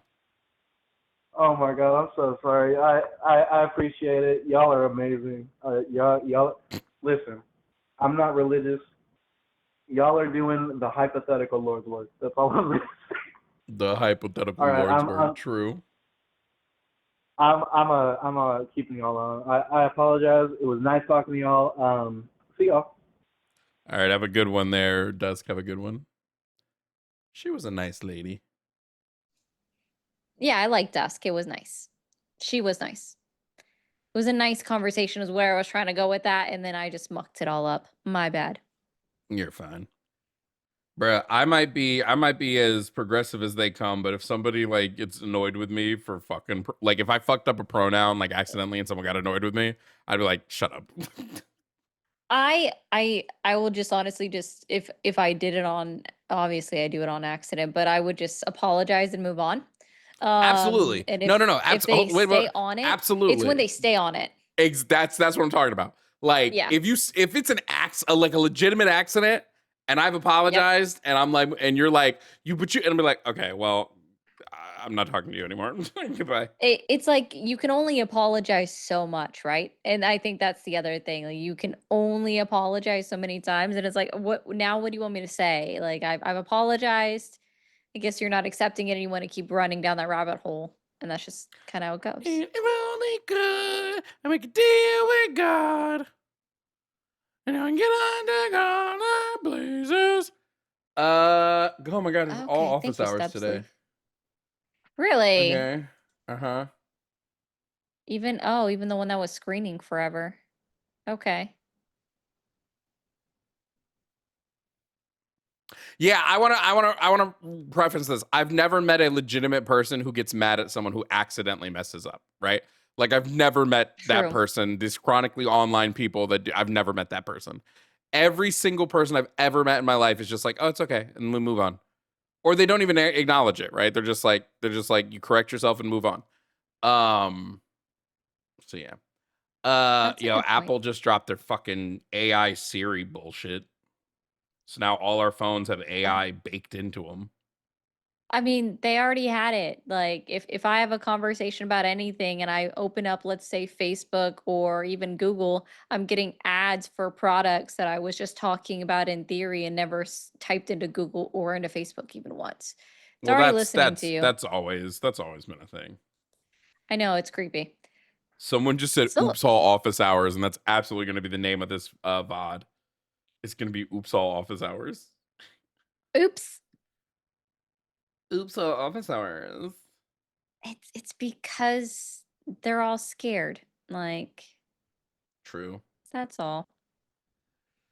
True. They don't understand anything. How about them Knicks, baby? Anyway. Oh gosh. Let's bring up the next caller.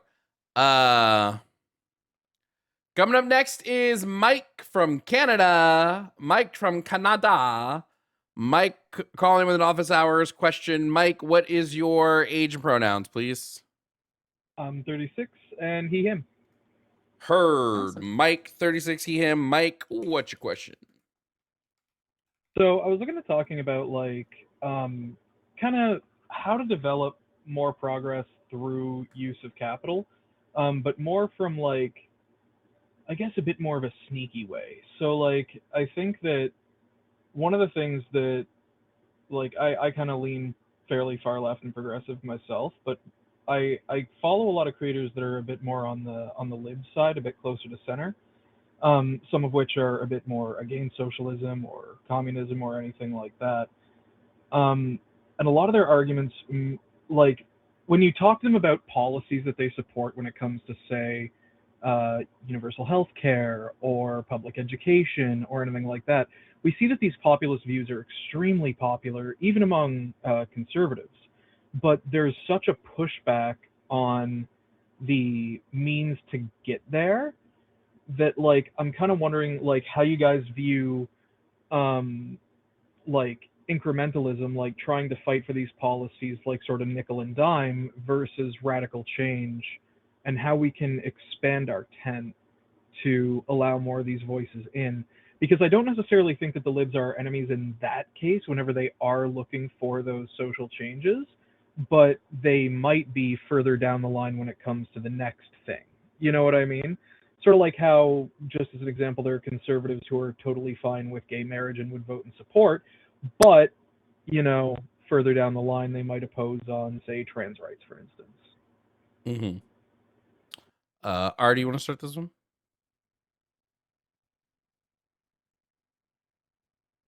I zoned out. I'm Dissociated. so sorry. Dissociated. Yeah, Ari I am so dissociated. sorry. I did. I zoned out. Crazy. You're totally fine. I can run it back quick. Listen. Well, no, I can work you through it. As we're in capitalism, we should always use capital to like benefit. Like, right? That's what being a democratic socialist is, right? Like you're using the capitalist system to prop up these social programs that are needed because of the failings of capitalism. But the problem we have with that is it allows these capitalist faults essentially to go ignored by the, like, I shouldn't have to pay somebody, right, for their like, how do I want to phrase it?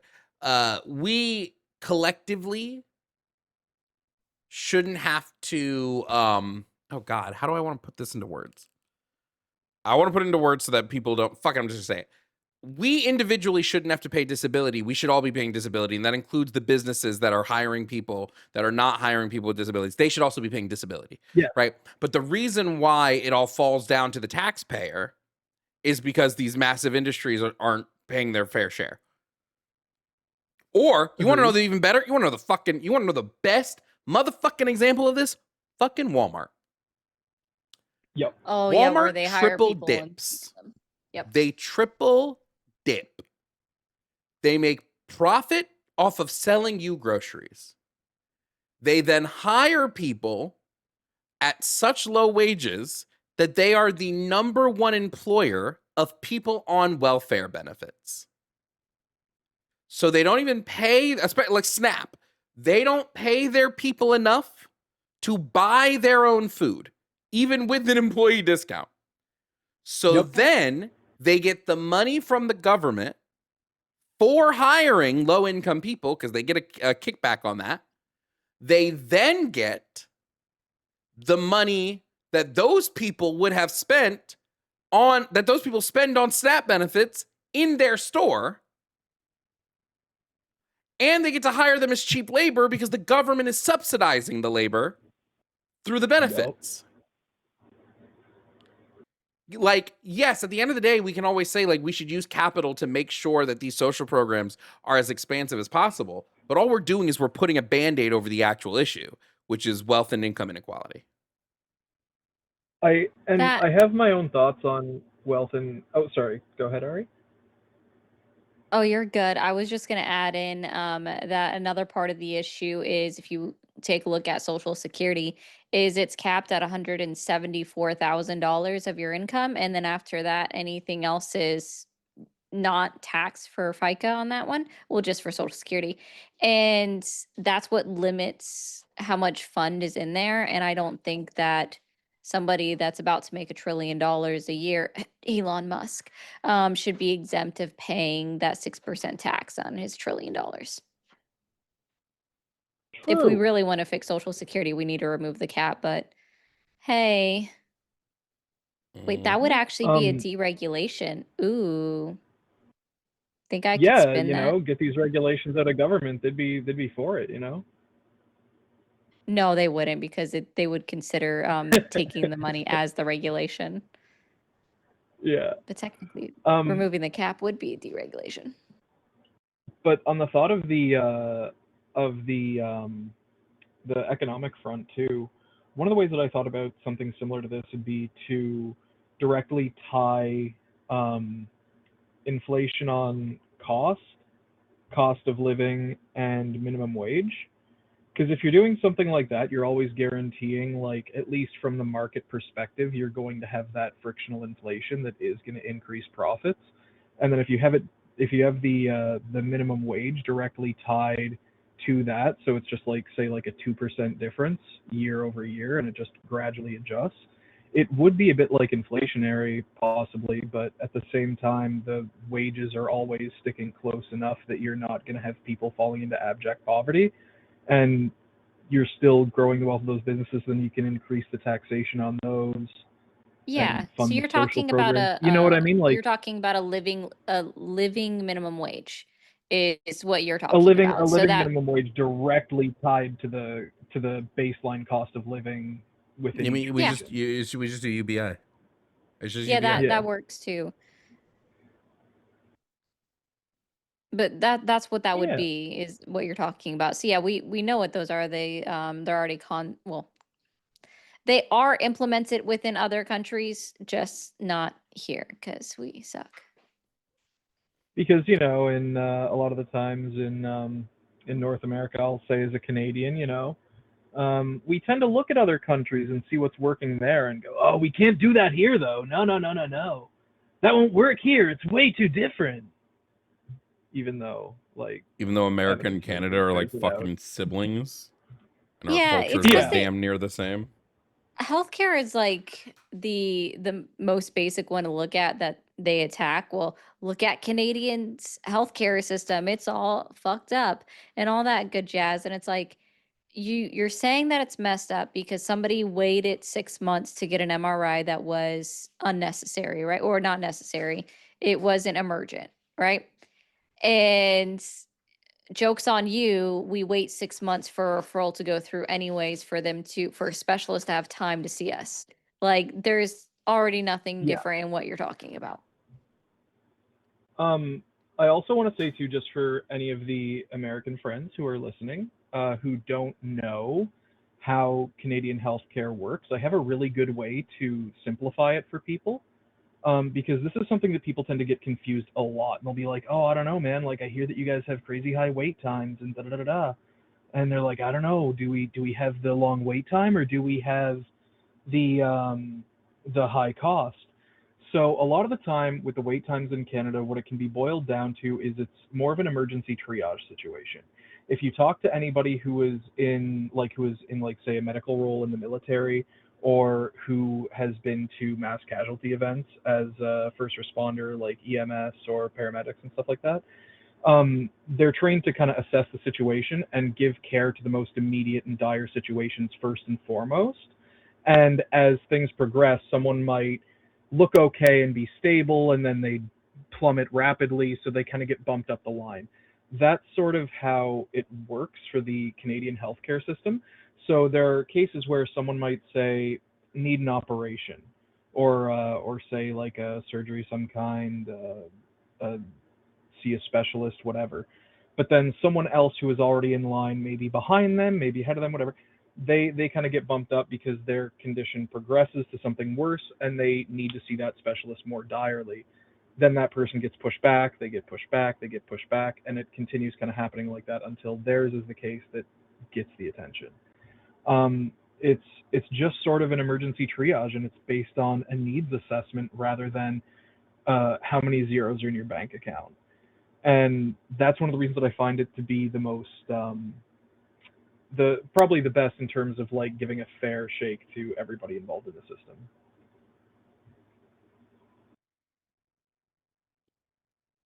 Word. We don't disagree. Yeah. No, Yep. that was But just more that's so why to it's clear it off up the because I salvage know. call. Yeah, I Exactly. know there's a lot of people who don't understand why it happens that way and why there are such long wait times sometimes. It's the same thing that would happen in a normal doctor's office, like, or a specialist specifically. If yours is not considered urgent based off whatever your primary care made the referral out to be, and someone else's comes as more urgent, they have specific slots already set aside for urgent cases. So like We they'll should be get it triaging faster. more things, by the way. We should. Yeah. Yeah. Well, and like, another example that you can use too to kind of describe it to people if they're confused is look at an ER, right? Someone comes in and they say they have a fever, they're about to go in. Someone comes in with a gunshot wound. Gunshot wound's priority, Yep. Like that's a much more dire case than someone's fever. Word. Unless it's I an kind of just infant. wanted to get your That's about guys. it. I just kind of wanted to get your guys' thoughts and ideas on that stuff, and I've kind of watched some of the content that you guys make here and there. I've spotted you around, and I've always liked what I saw, so I just kind of saw you guys live and went, hey, I'll tap in. All right. Get some thoughts, Well, here's some ideas. Okay. Thanks for calling in. Yeah, thanks for having me. You guys have a great one now. Yep, you too. Thanks, Bye. Mike. Bye. Let it do. We might have a debate on this next one. I don't know. I see. On 23. Yeah, I knew what you meant. I'm not always great with verbalizing things correctly. I acknowledge this. Word up, homie. Hey guys, if you like the show, if you're like, yo, I support this stream, my Cash App and Venmo are on screen at all times. Consider supporting. It helps keep the call line open specifically. You guys, Ari can vouch for me. The call line is expensive as fuck. It's not cheap. It's not cheap, guys. It's bullshit. And I wish I had something better to replace it with that was cheap. But I don't. Somebody make a better system and make it cheaper.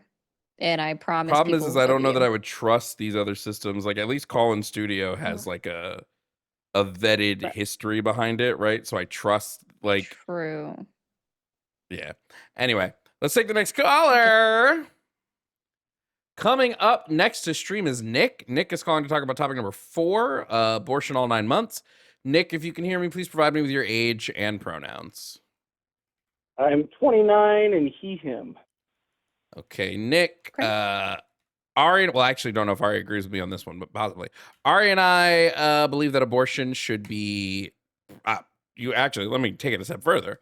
I believe abortion should be free and legal throughout the entirety of the pregnancy. Do you disagree? And if so, why? Feeling a Comrade B moment with that one. Sorry, Ari, in advance. I never get to have this conversation anywhere. But when I was speaking with the screener, I had actually narrowed down my position, which was I'm not commenting whether or not abortion should be free or legal all 9 months of the pregnancy. My argument is that as it exists, there is no legal mechanism by which the right to an abortion can be secured at the federal level outside of a constitutional amendment. To a degree, yes and no, right? So if there was a law written by Congress, it actually could be agreed to federally because all that was decided in the Dobbs decision is, well, and I'm sure somebody in the comments will disagree with me, is basically that there wasn't a constitutional guaranteed right to an abortion, but no part in the holding did it actually state that it was left to the states. It was specifically left to the people and their elected representatives, and an elected representative can, in fact, be your member in Congress. So then my first question would go, by what power of Congress would they enact a law that guarantees the right to an abortion at a national level? I would refer to S709. It was a pretty simple one. It was in Congress 118. And basically all they wanted to do within that one was just bring up reinstitute the standards of Roe v. Wade and Casey. They only wanted to guarantee the right to an abortion up to point of viability outside of the womb, so 21 weeks. And everything else after that would Okay. be life of the mother exceptions. So, and I did not follow this bill at all, but I imagine this bill just didn't get any traction, namely due to party disputes rather than the constitutionality or legality of the bill. Am I right there? It was dead on arrival, yeah, because of party disputes. And to be clear, for like a friendly reminder, sorry guys, this is my neurospicy brain here with the congressional makeup of 117 is it was really only 47 Democrats in the Senate and 4 independents and the rest were Republicans. When you're left with that kind of split, you have to somehow sway the Republicans, and in that case, it's go away Kristen Sinema and then go away, gosh, what was his name? Manchin? Tim Minchin, yeah. Yeah. They can both go away, which they did because they're not back there. Turn around. So, from my understanding, the Dobbs decision was a complete overturn of both Roe and Casey. And granted, I haven't read the Dobbs decision in I don't know how many months, so I don't have it fresh on my memory right now. But then, from my understanding as well, I mean, I've read Roe and Casey, and the legal backing in which they were decided was dubious at best, to the point of it received criticisms from justices who supported the outcome of the cases, but did not support the legal reasoning behind the outcome. Oh, yeah, I'm not disagreeing. Even Democratic or liberal justices had agreed for a long time that Roe v. Wade was decided on shaky ground. For example, I think it was RBG who Ruth Bader or Gator, gosh, I always mess up her name. Ruth Bader Ginsburg was very well known for saying that it should not have been done on the grounds of the right to privacy and should have been done on the equal protections clause within the 14th Amendment. And it was not decided based off of that. And honestly, to a degree, I think if there was a different makeup of the Supreme Court in June of 2022 when the decision was laid out, more than likely it would have just been worded and probably reattached to the 14th Amendment away from the 9th. I agree to and I had stated this before, I think the current makeup of the Supreme Court lended them towards going scorched earth with Roe and Casey. I did find that quickening was at least persuasive enough as what the court looked for with guaranteeing rights not specifically enumerated in the Constitution, which is if they are part of the historical legal tradition or sense of, oh gosh, what is the common, I'm spacing on the term, but there was one other aspect of ordered society, there we go, based off of like the tenets of an ordered society. And while the Supreme Court in this instance did not find that argument persuasive in any regard, I think that does tend to go with the current, or at that time, the makeup of the Supreme Court. But I guess then my other issue, though, is even if we were to give that argument weight, it still doesn't necessarily take it to the degree of a guarantee to an abortion for all 9 months. Right. The only way to do it, like in order to guarantee it so it couldn't be repealed at a later date, well, even then, this isn't a guarantee. Even if you make it a constitutional amendment, there's nothing stopping more conservative leaning Congress from writing a new constitutional amendment that repeals it later on. So, I mean, by that argument, it's a catch-22. You're damned if you do, you're damned if you don't. Even if you do it, it can be repealed later. Even if you don't do it, it still can be done later and then undone even further. Unfortunately, the way that our SCOTUS is currently operating proves that it can be it can be anything can be rolled back at any time. Yeah, which that's an entirely separate debate with regards to case law and how authoritative it should be within our current legal system. But that's an entirely different can of worms that I don't want to get into. But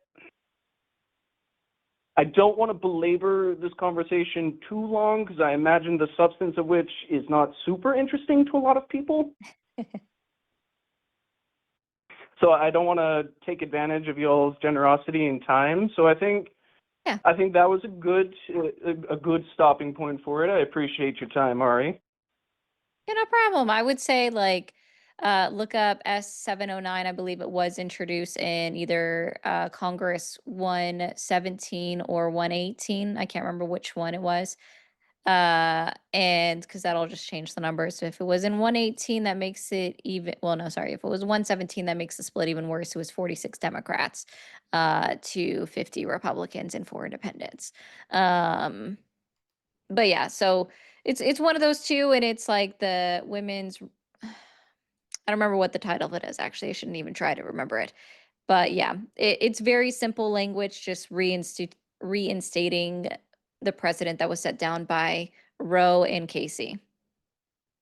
You said this was S709? Yes. I'm getting that was a Conrad 30 waiver program? Hold on, because it's either in 117 or Congress 117. This was in the 119. Oh, so that must be 118. That's not either of them. Hold on. This is what happens when I have it in a different spot. I would say, too, with regards to a constitutional amendment, yes, theoretically constitutional amendments can be repealed in the future.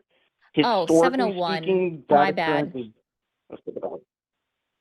Sorry, I opened it up. It's 701. That's why I got the last number wrong. Right. And that was in Helping Heroes 2023. Act? No, it'd be in Congress 118 as 701. And Okay, yeah, Congress Women's 118. Health Protection Act. Perfect. Okay, I have it right here. Thank you so much. I will give that a read to see what they were trying to do, and I'll formulate thoughts on that later. But yeah, I mean, the last point I would say is constitutional amendments, while they can be repealed, historically speaking, that's extremely rare. Off the rip, I can only think of one instance. So Yeah, I would say the prohibition. the prohibition, yeah. So I would say in practice, while it has a potentiality, I would not consider it a big enough possibility for it to be weighed against the effectiveness of that route in enacting the legislation that we want to see. Yeah, no, I don't disagree. All right. I appreciate your time, and thank you for giving me this thing to read up. No problem. All right. Y'all take care. You too. I looked down for a second. Okay. Well, guys, that was Bishop in the Twitch chat. It took me a minute to recognize the voice. That was all our calls. That was. The other guy hung up. Not a lot of brave Republicanos today. So in this case, did the woman on the screen scare them away? They've been afraid ever since the Iran war started, TBH. That is also true. Now, here's the thing. That is also true. If I ended stream now, I could go see Obsession. Yeah. I could go to the movie for a second time today. Ooh. But I do want to debate dumb MAGA. MAGA, 219-327-8005. Guys, hit that like button on the YouTube stream. Let's get some people in here. If you know what? If you're watching on Twitch, you want to know how you get some people in here? Go hop over into the YouTube for a little bit and just comment on the YouTube page to try to get us back into the For You page algorithm.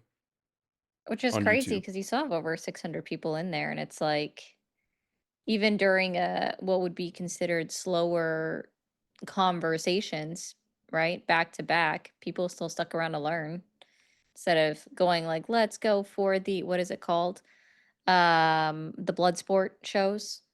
Do be loving the blood sport. They do. Sometimes I do too. It just depends. Like I super appreciate my constructive conversations with people that don't resort to yelling.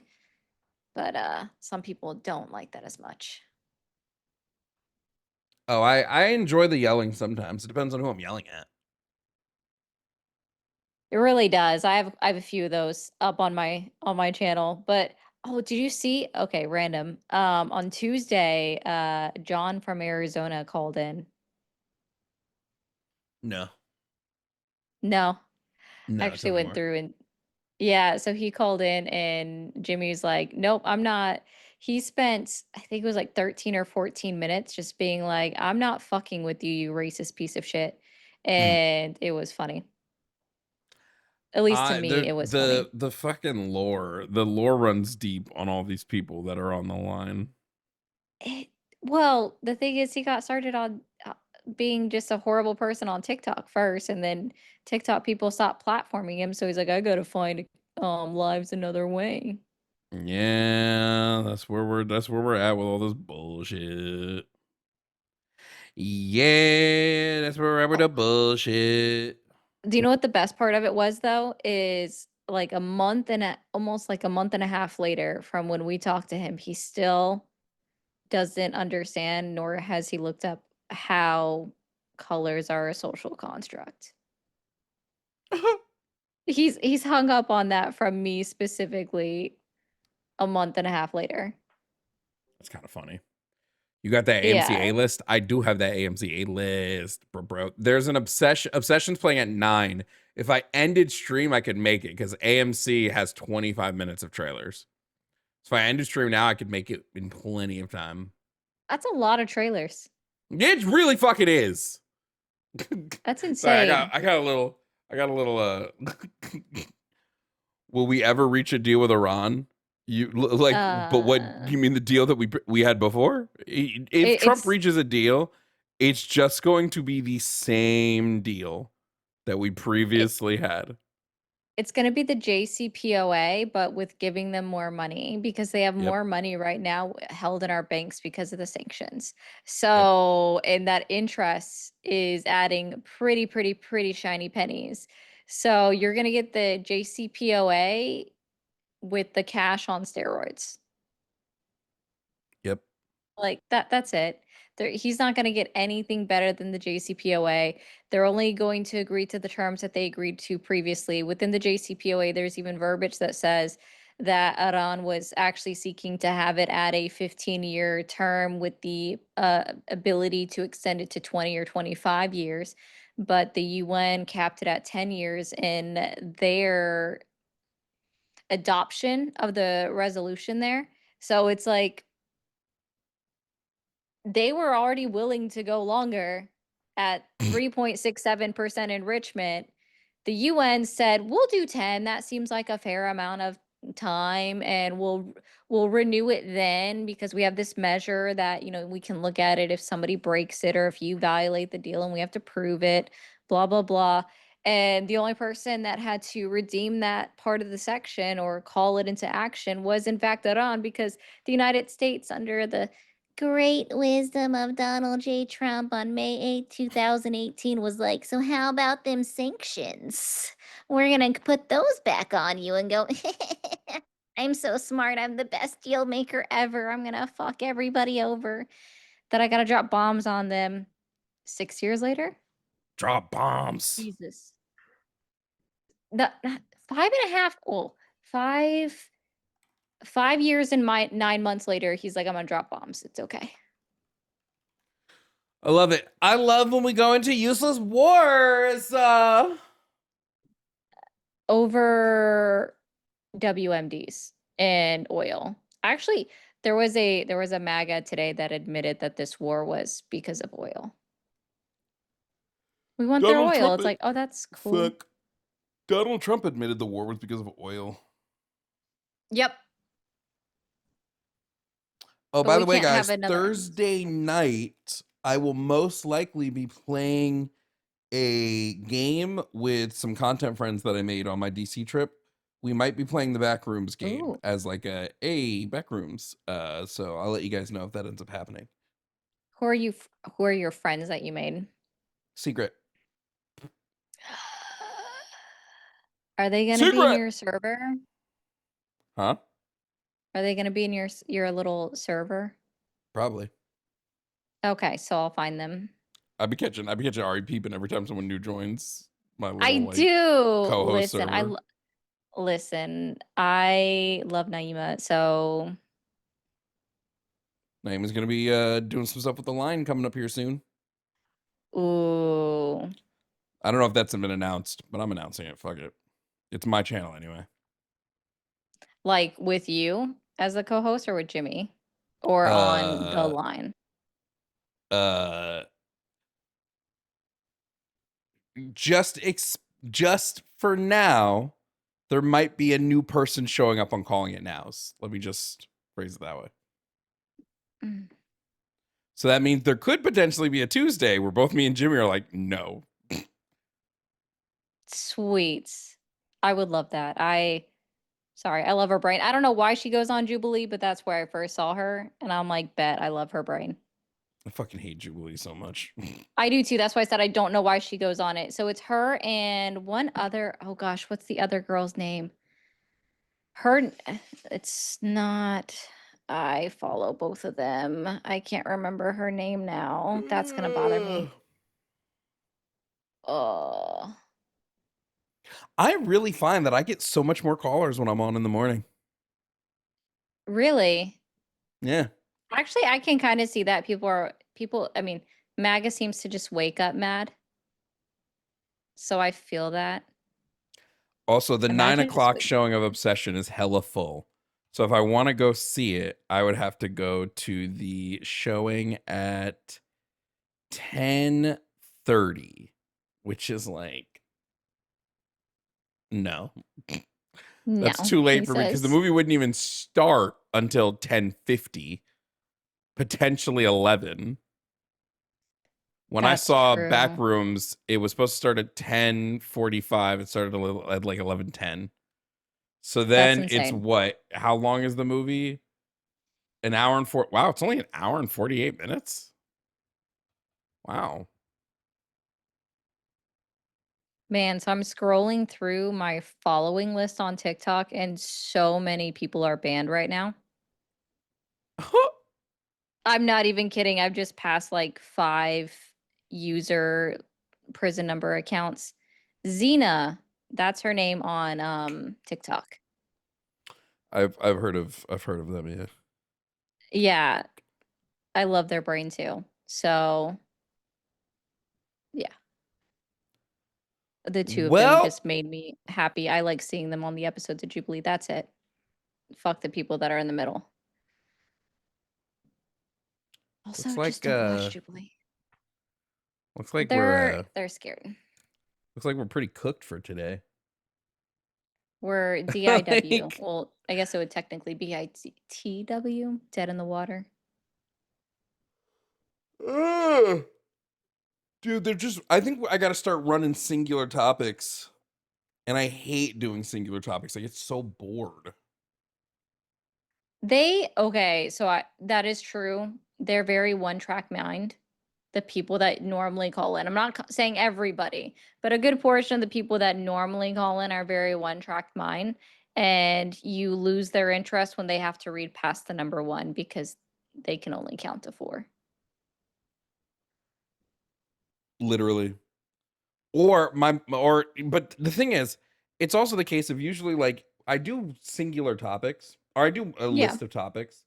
But the bigger problem is when someone calls, they usually pick a topic and then whatever topic that first caller calls in about, that's what the rest of the calls are.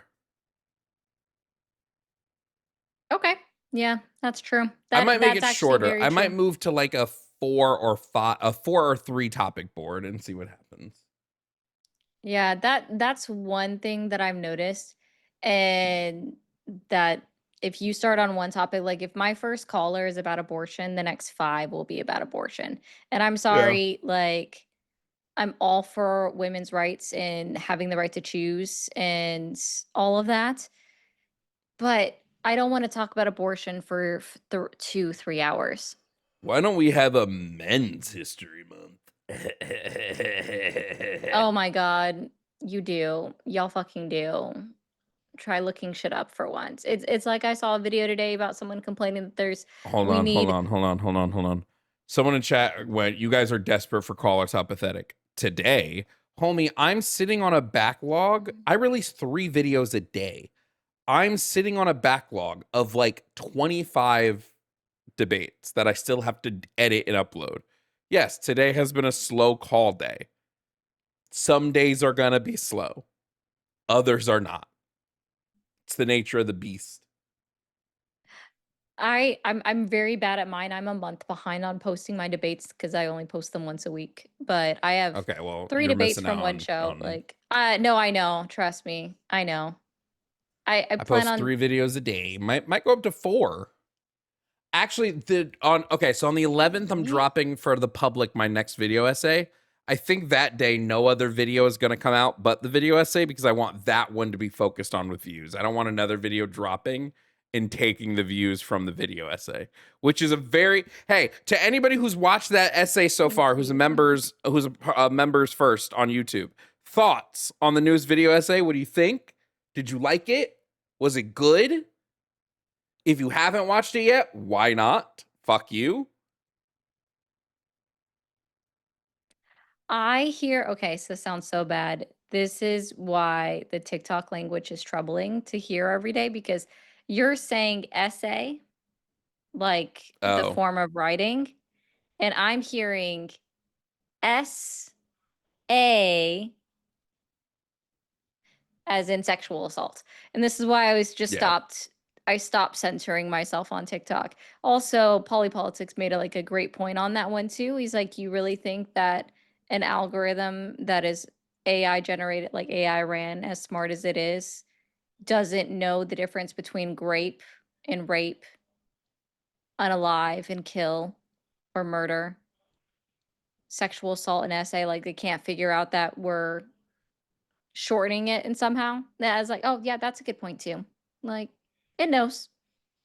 I don't know why. I still don't know why it gave me that 10-minute ban for harassment and bullying. It's not smart all the time, but it knows what's going on in between there.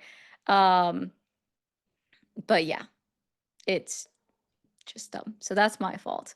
No, I didn't see my enough biggest thing people is tell me that they liked my video essay, and I'm mad. oh, well, they suck. Let me see. I'm gonna go look.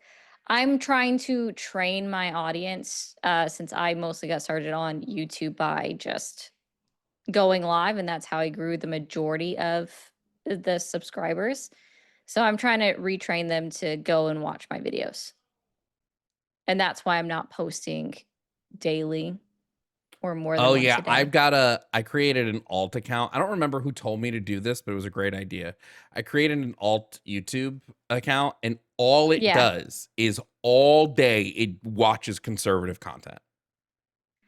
Like if when I get up from my computer, I set this one to autoplay, and I set it to autoplay like Ben Shapiro, Daily Wire, all this nonsense, so that I can start doing more react content to conservative bullshit.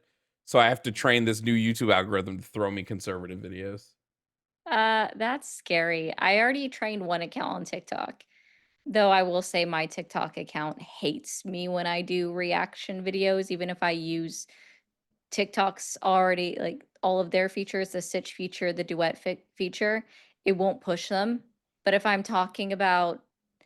reacting to some idiot on the Congress floor, whether it's a fucking admin, someone in the admin, or just a senator saying stupid shit, that goes off on TikTok. TikTok hates me. It's a joke. Anyways. And I then mean, it's same a thing garbage on app for YouTube. garbage It doesn't like people. me. I'll say it till is. the end of the earth. I'm not even disagreeing with you, but they also don't go places on YouTube either. So they'll get more views, but it won't go any further.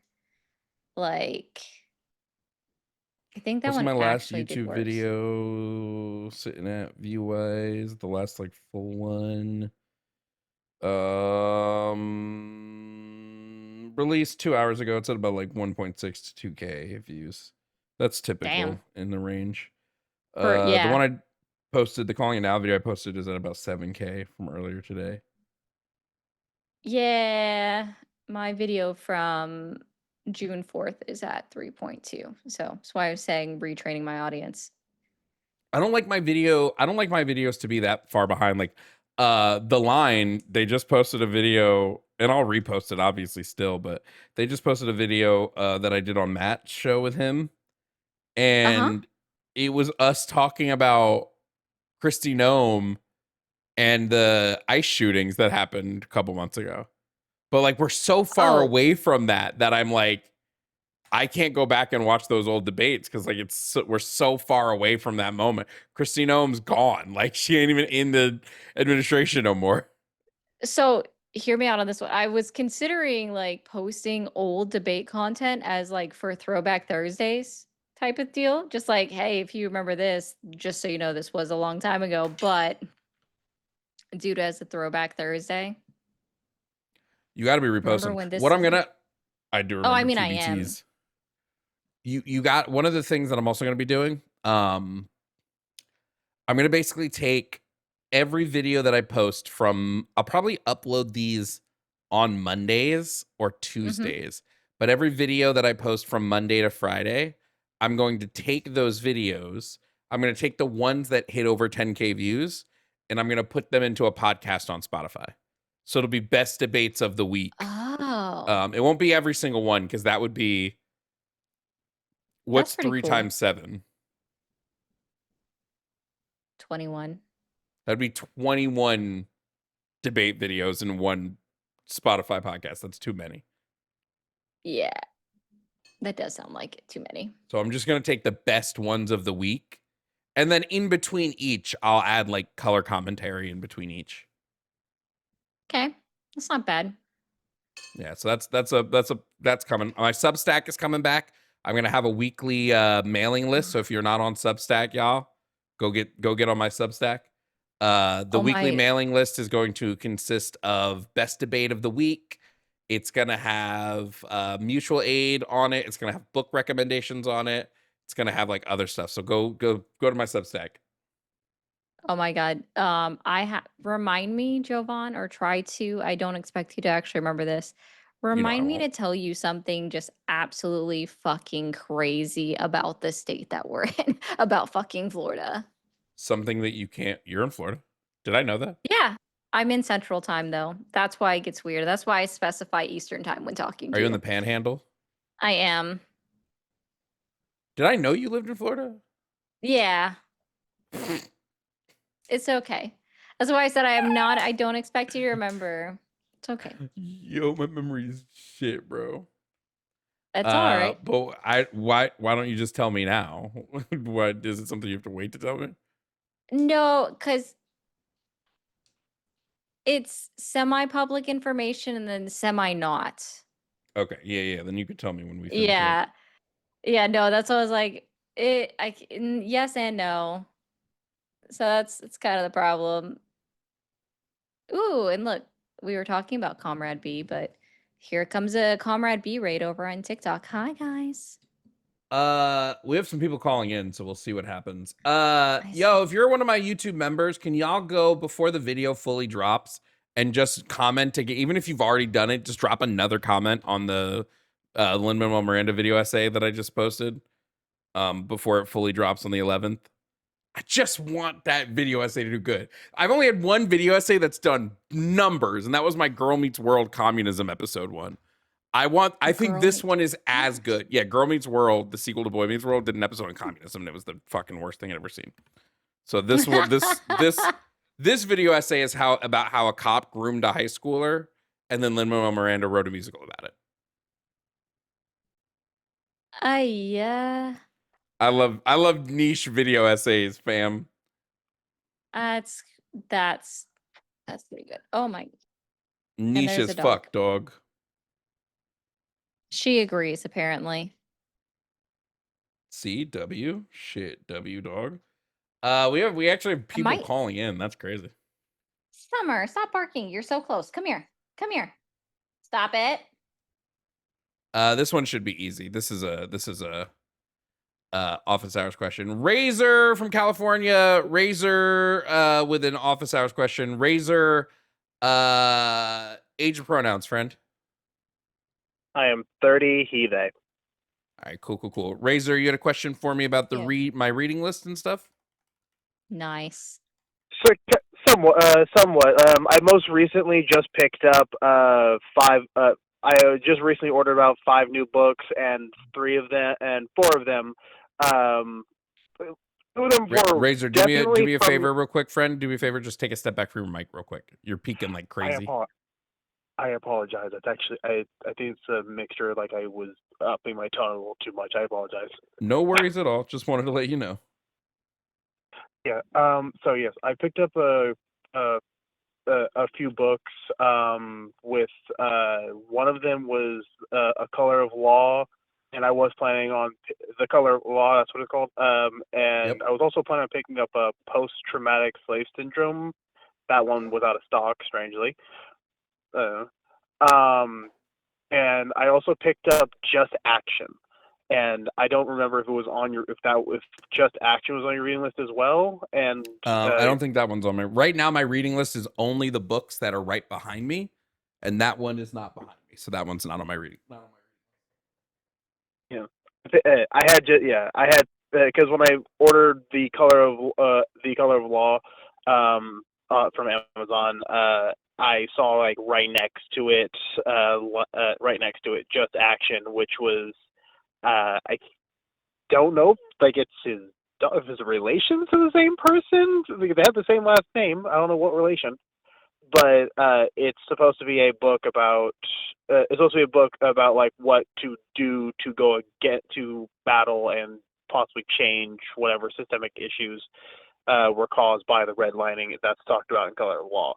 And I kind of almost wanted to like get your thoughts about that, and see what get your thoughts about that as well. About what? As, say that one more time. Give my thoughts about what specifically. The book that I decided to order alongside A Color of Law, it's called Just Action. I can't remember the full subtitle on it. I believe it's a book that's supposed to be meant for battling against it and like actions to take. Kind of like add that. Kind of give if it wasn't already on your reading list, give you the title of that one to add alongside. Richard Rothstein and Leah Rothstein's book. Yeah, I have not read it, but I'll just be so upfront. Anything by Richard Rothstein I would read. So I'll add it to my list. Yay! I had something. And I did have another question, but like the moment I tried to remember after dialing in, it disappeared from my head. It had to do with like the elections that are currently happening. But I just forgot it off the top of my head. I'm so sorry. No, you're fine. I did want to at least say, when I first found your channel, because I should say first I'm calling into you. I've called into the line a couple of times, but first I'm calling into you specifically. I love the cat ear headphones. Yes, I love your cat ear headphones because I have the exact same pair and I stream with them. The Yowu cat ear. What are you talking about? I'm so confused. The what? He's just got normal black headphones. I actually have normal headphones. Yeah, if you see cat ear headphones, it means you're gay. I am bi, yeah. See? Fucking nailed it. No, I'm just kidding. Yeah. But no, I love those. I won't lie. That's kind of what made me lock in when you came across my feed on YouTube. Like I was like, oh shit, my headphones. Cat ear headphones and doing their just job. Kind of loved your stuff since. Doing their It's job. the best way to do it. Yeah, if you see it, you're gay. That actually, chat, from now on, any cat ear crash out, don't even address it. Just from now on, be confused. Okay, chat, lock the fuck in, chat. From now on, for the rest of stream history, if a conservative comes in here crashing out about the cat ears, just act like you don't know what they're talking about. Dead ass. Just be like, what are you what cat ears? Like, for real, every single person needs to fucking engage in this to make it work. It's like, do y'all remember back in the days when I would do TikTok lives? If someone called in and started like slurring or something, I would just pretend like I couldn't hear them. And we all went with the bit. Okay, new bit. If they call in about the cat ear headphones, we do not acknowledge them. And I may even put a thing on screen that says, if you see cat ear headphones, you're gay. Yeah. actually, yes. If they bring that up on a call, you should add that on like the screen. Like if you see them, you're gay. That would be hilarious for everyone else that's watching. If the host is wearing cat ear headphones, that means you're gay. Sorry, I had to make the rules. I'm probably gonna steal that from you a little bit whenever I do my own stuff. I do wear them over when I go do my own things. All right. Well, Razor, thank you so much for calling in, friend. Yeah, love you. Like I said, love your show. Ari, you had a very similar issue, a very similar thing when like you just started coming across my thing. So love your content sense. You're both amazing.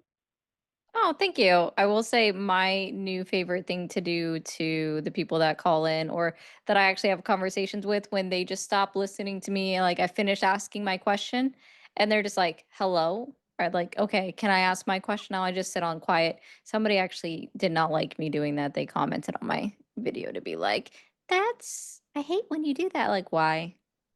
I asked had my somebody question, one they can answer. time. I used to tell people if they don't see systemic racism, they're blind. And somebody called in and was like, I don't like that you do that. And I was like, what? They were like, yeah, because it feels mean to blind people. I was like, it's fine. They can't see it. Oh, may I ask real quickly? Because like I'm super interested in getting into doing more debates for myself. Like, what is the name of the program you use for the call-in studios? Expensive. Well, It's called Call-In Studio. It's just called Call-In Studios. Yeah, it's that is it's very super apt. simple. I like that.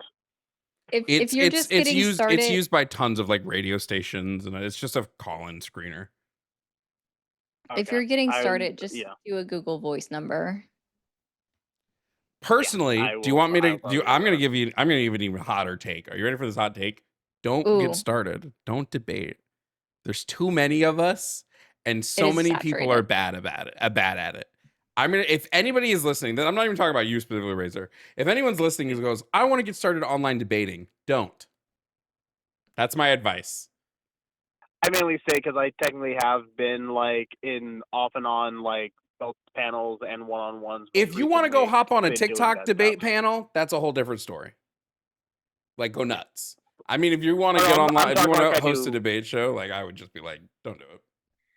I'm mainly saying like I do occasionally go to do like 1v1 debates with people. Like that's a thing I do on occasion. So and I've been doing it for a few years, but it's like not really posting anything. That's my own. I think the market is saturated with people who are really bad at this, and they give the rest of us a bad name because they're really bad at this. I will say, you definitely have helped me with my own like arguments though. When I do talk with people, I am able to articulate myself a lot better thanks to learning how to word it done better thanks to you. I gotta be so real. I love all my trans brothers and sisters and non-binary siblings. Okay, y'all can't go into a debate and just talk about your experience. You're not gonna win the debate. And it's gonna go bad. And if you don't know the argument, like if you, I'm not even talking about you, Ray. I'm just talking like in general. And if for the people who are like, I like your arguments, I want to use your arguments in debates, you better fucking know them. Because I don't want to get to the thing where I'm watching people. I've watched people like I'll be scrolling through TikTok and I will hear lives hosted by people in the community who are just saying things that are scientifically not true. And I'm like, what are we doing? That makes even it then- harder for the rest of us. And even if they just like try to use a phrase that you said and they don't understand it, it kind of like dilutes the it when you say it because they don't understand it. So like one thing that I noticed a lot of, and I'm not saying I started it, but This is the at same, least by the with way. This is the same friends. for Black people who don't know any of the stats on systemic racism. This is the same for, I just mean in general. Like, I think you can go online. Not to interrupt you, Ari, but I just want to make sure Oh, no, you're good. what I'm saying comes through the way I mean it. If you want to go online and host a discussion where like Lainey does, where you just talk about things and you're not debating and you're like, this is my experience, ask me questions. Mhm. I think the more people doing that, the better. I mean, if you're going into these debate spaces and you don't know the arguments, you make your side look worse. That's all I meant. You continue, Ari. Sorry about that. I might go further with further closer to what this lady person you're talking about. I've never seen their content, so I don't know exactly what that's like. But I might go closer to doing that. Lainey's great. I'm gonna have Lainey on the channel at some smart. point. Lainey's great. Lainey's been on the channel before. Oh, good. I love that. Their ad is Defennis Trans. It's a play on words with Defennis Straight and transgender. So, but yeah, I was just saying one of the phrases that I will say when be like, well, I love women, or I have, when they tokenize people in their family or whatever, I always would ask, does proximity equal distance?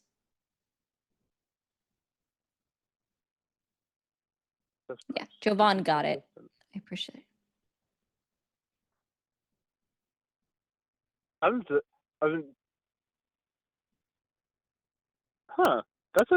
Does proximity equal?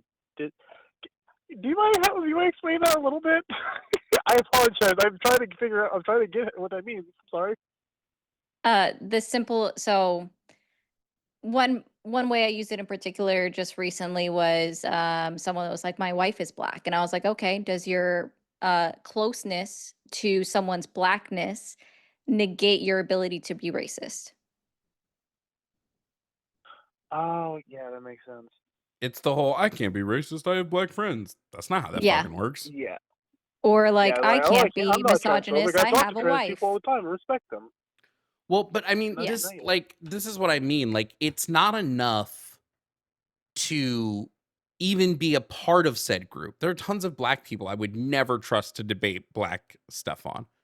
Now, I think you can always have the conversation about how you feel and debate like, hey, this is my experience. I actually think most trans people are like way better when it comes to like gender affirming care conversations than I could ever be, because that is directly tied to how you specifically feel going through the care. Yep. I can quote studies all the time, but those don't do the same as somebody who's lived through it. But like when it comes to the actual intricacies of the debate, there are some very high profile political debaters who are very bad at the trans conversation. I will not name names. I'll tell Ari in a DM. They're very bad at it. Like, they're so bad at it that like it's embarrassing to me, because it makes me go, have you ever listened to these conversations before or researched this even a little bit? They do more harm. I think I know who you're talking about too. You just take a guess. If someone comes to mind, then that's someone comes to mind. That type of things, those type of things are more harmful to communities, because all it does is it legitimizes the other side as being correct. There's a reason why I didn't debate the Iran war for like 2 to 3 weeks until after it started, because I needed to know the research enough that I would be able to debate it effectively. Because if somebody comes in and like, look how much I dunked on Jovan, he didn't know shit about the Iran war. Damn libs. First of all, not a lib, but that does more harm than good in my opinion. And would you also feel it's best to avoid, at least majority of the time, avoid anyone who acts like a pigeon on a chessboard when it comes to certain topics? Acts like a what? Pigeon on a chessboard? I've started coining it I've started coining it as calling people pigeons when they when you try to have a discussion with them, and the statement, it's like playing chess with a pigeon. They just kick all the pieces over and shit on the board and declare they won. Oh, Nope. I've never heard that phrase before. Yeah, never. I made it up.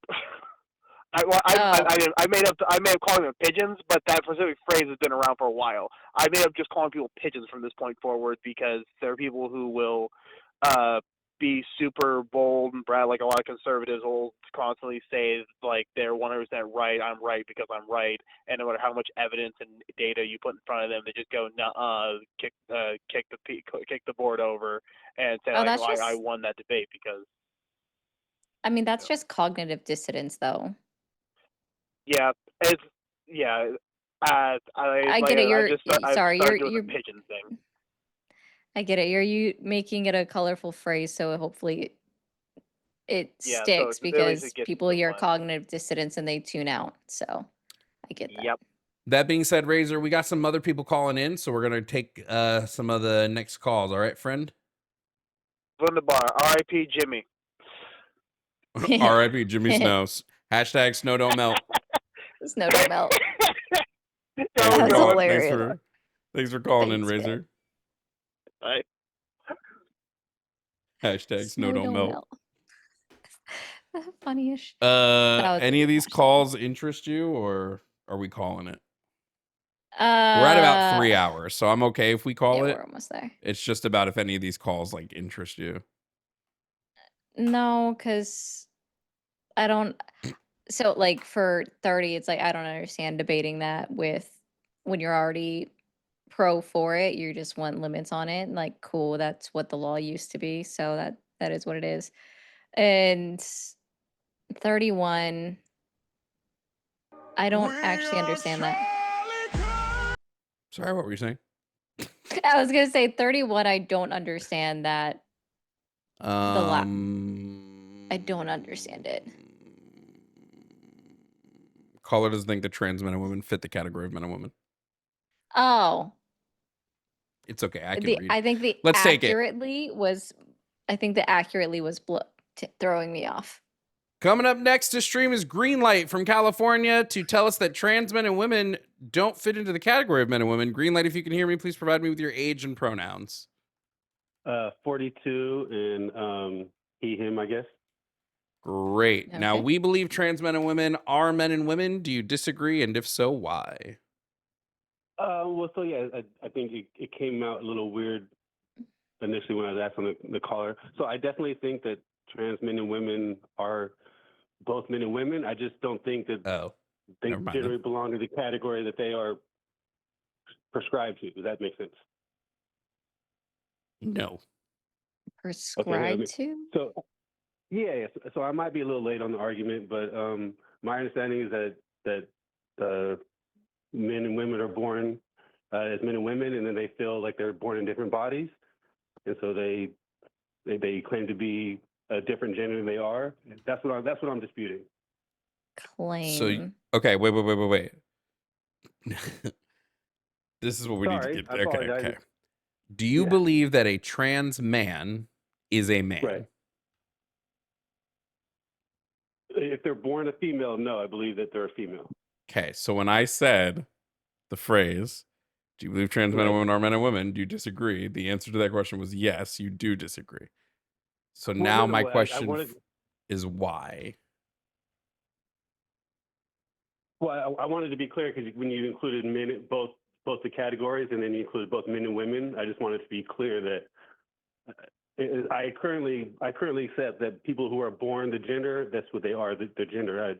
The idea that you can change your gender doesn't make sense to me. That's why, I guess. Okay, well, for the same reason, I wouldn't think that you would think you could change your race. I'm sure you've heard it would be a misnomer. Okay. To say that people are changing their gender. Okay, I see what you're saying, because according to them, they were born in the wrong body. Is that the idea? Is that why? The born in the wrong body phrasing is just a way for cisgender people to understand how transgender people feel. It's less that they were born in the wrong body, and it's more that their gender identity Your gender identity isn't something that necessarily needs changing because it can be a fluid thing, right? Like most Yep. people who are trans, for instance, like a trans man, probably felt like a boy their entire life. They didn't just wake up in adulthood and be like, oh, I realized I'm a boy. They've had these feelings forever. They just have words for these feelings.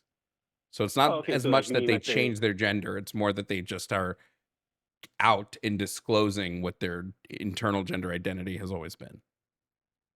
Right. Okay. So somebody that was like born a female but had like male kind of tendencies or kind of male like was prone to kind of male activities at a younger age, and then realized, hey, I'm actually this is who I'm supposed to be.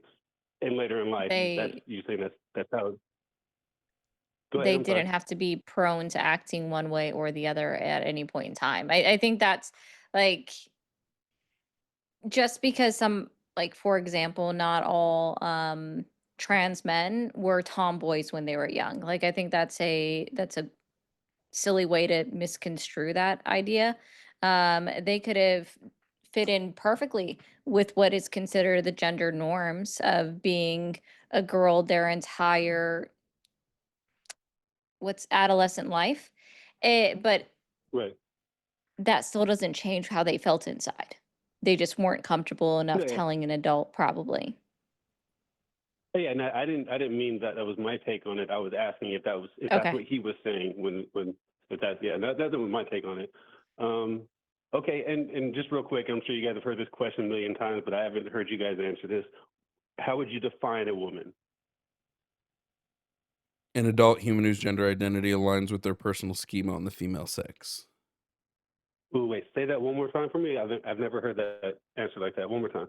An adult human whose gender identity aligns with their schema on the female sex. Ooh, define the word schema for me. Schemas are subconscious internal frameworks for our brains to categorize information. I've never heard of this term before. Is it how else would you? Where else could I apply it besides like in this? Everywhere. Schemas are applied everywhere. So like, let's say I hold up a fork, and I know instantaneously what that is. I know it's a fork. I know it's silverware. I know I use it to eat. I know all of these. That's because my brain has an internal schema surrounding that fork and what that fork is. Schemas are like base level psychology. It's just the base levels that our brain works. Okay. So where do you stand? I guess my biggest issue, I guess, with why when the call screen asked me about it, I didn't maybe word it correctly. My biggest issue is probably with sports and categorizing the way that we currently kind of categorize men and women now. Where do you stand on sports and trans men and women playing in the sports that they align with? Well, because I believe trans women to be women, then I believe they should be able to play in the women's league because they are women. Okay, and you don't see like and vice versa like for any, trans like, men. Right, but you don't see like any biological like differences between men and women when it comes to sports? No, I honestly more I think don't that care. I honestly think that sports should just be co-ed entirely. Oh. Do you think there's a reason do you think there's a reason why it's not co-ed? I just personally don't care about sports. Like, I mean, if this is the issue, is the sports conversation ignores the crux of the actual argument. If the argument is that people with biological advantages based on how they're born should not be able to compete against people without those biological advantages, then ban the biological advantage, don't ban the person. Say anybody who has these specific traits can't compete, not just trans women, for example. That's a good way to Otherwise, put it. otherwise you're special. Like if the trait is like, oh, well, trans women have an increased muscle mass. Okay, then anyone whose muscle mass is over a certain degree shouldn't be able to compete in that sport. If it's, oh, trans women are taller, okay, then anyone over a certain height shouldn't be able to compete in that sport. If it's about weight, then anybody over a certain weight shouldn't be. If it's about the advantage, ban the advantage. Yep. What if it's about bone Because I density? make that joke all the time. Then anyone whose bone density isn't even across all people. Yeah. Yeah. Do a bone density test. Anyone with that bone density shouldn't be allowed to compete. And the test should be performed at the cost of the sport, not at the individual. Otherwise, So what what do you, for a way to try to analogize this, I guess, would be like, oh, I don't fucking know. Let me think of a good analogy. Keep talking. yeah, no worries. Yeah. Uh, Honestly, if we had like so kept what, sports as co-ed, we would have seen a woman compete in the Olympics a lot sooner than I think it was. We just looked this up the other day. Early 1900s was the first time a woman, or they created the women leagues in the Olympics when it was the first time they were allowed to compete. We're not that progressive as a okay, I would, society. yeah, I would have thought it was earlier than that. Okay, early Nope. 1900s. I'll double Yeah, check it because now I'm confused. Okay. yeah, like so as just to give my perspective, like I think that anybody can, has the right to be Oh, whatever yeah. whatever they want, and I 1900. think that I think that everybody should be treated equal. So I just off top, I don't think there's anything wrong with anybody. I just think that categorically, I think that's kind of where, for me at least, the breakdown, or at least it's difficult for me to digest. Is like this man with these categories that I currently used to kind of understand literally everything. So having this breakdown of the categories, I think, is where I find the most difficulty.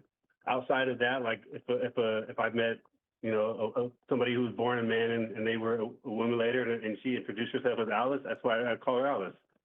I wouldn't have a problem with that personally. But I mean, just think about it. Let's say you have a sport and you have two people. One is a cisgender woman, one is a transgender woman, and they have identical biology.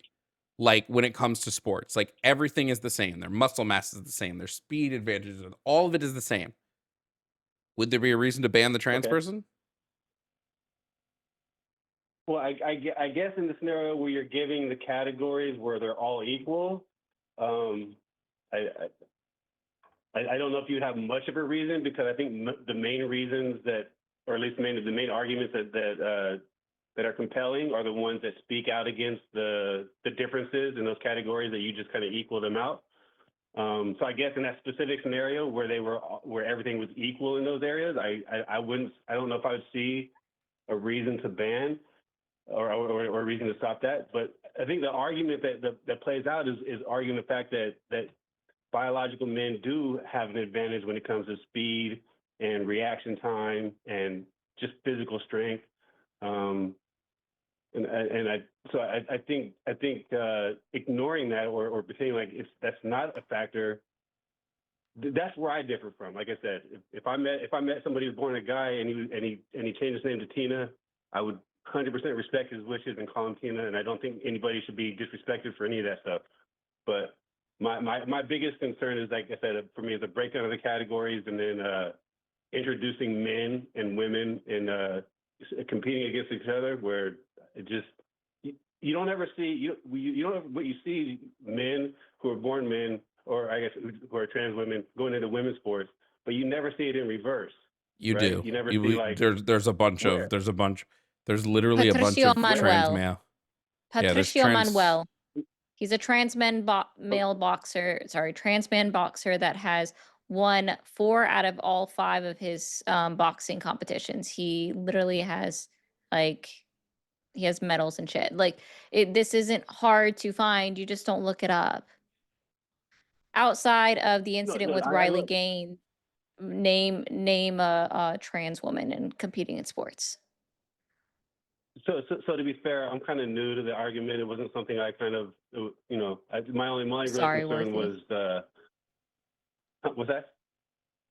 No, I was apologizing to Worthy because they're like medals and shit. I'm like, listen, I couldn't think of the words.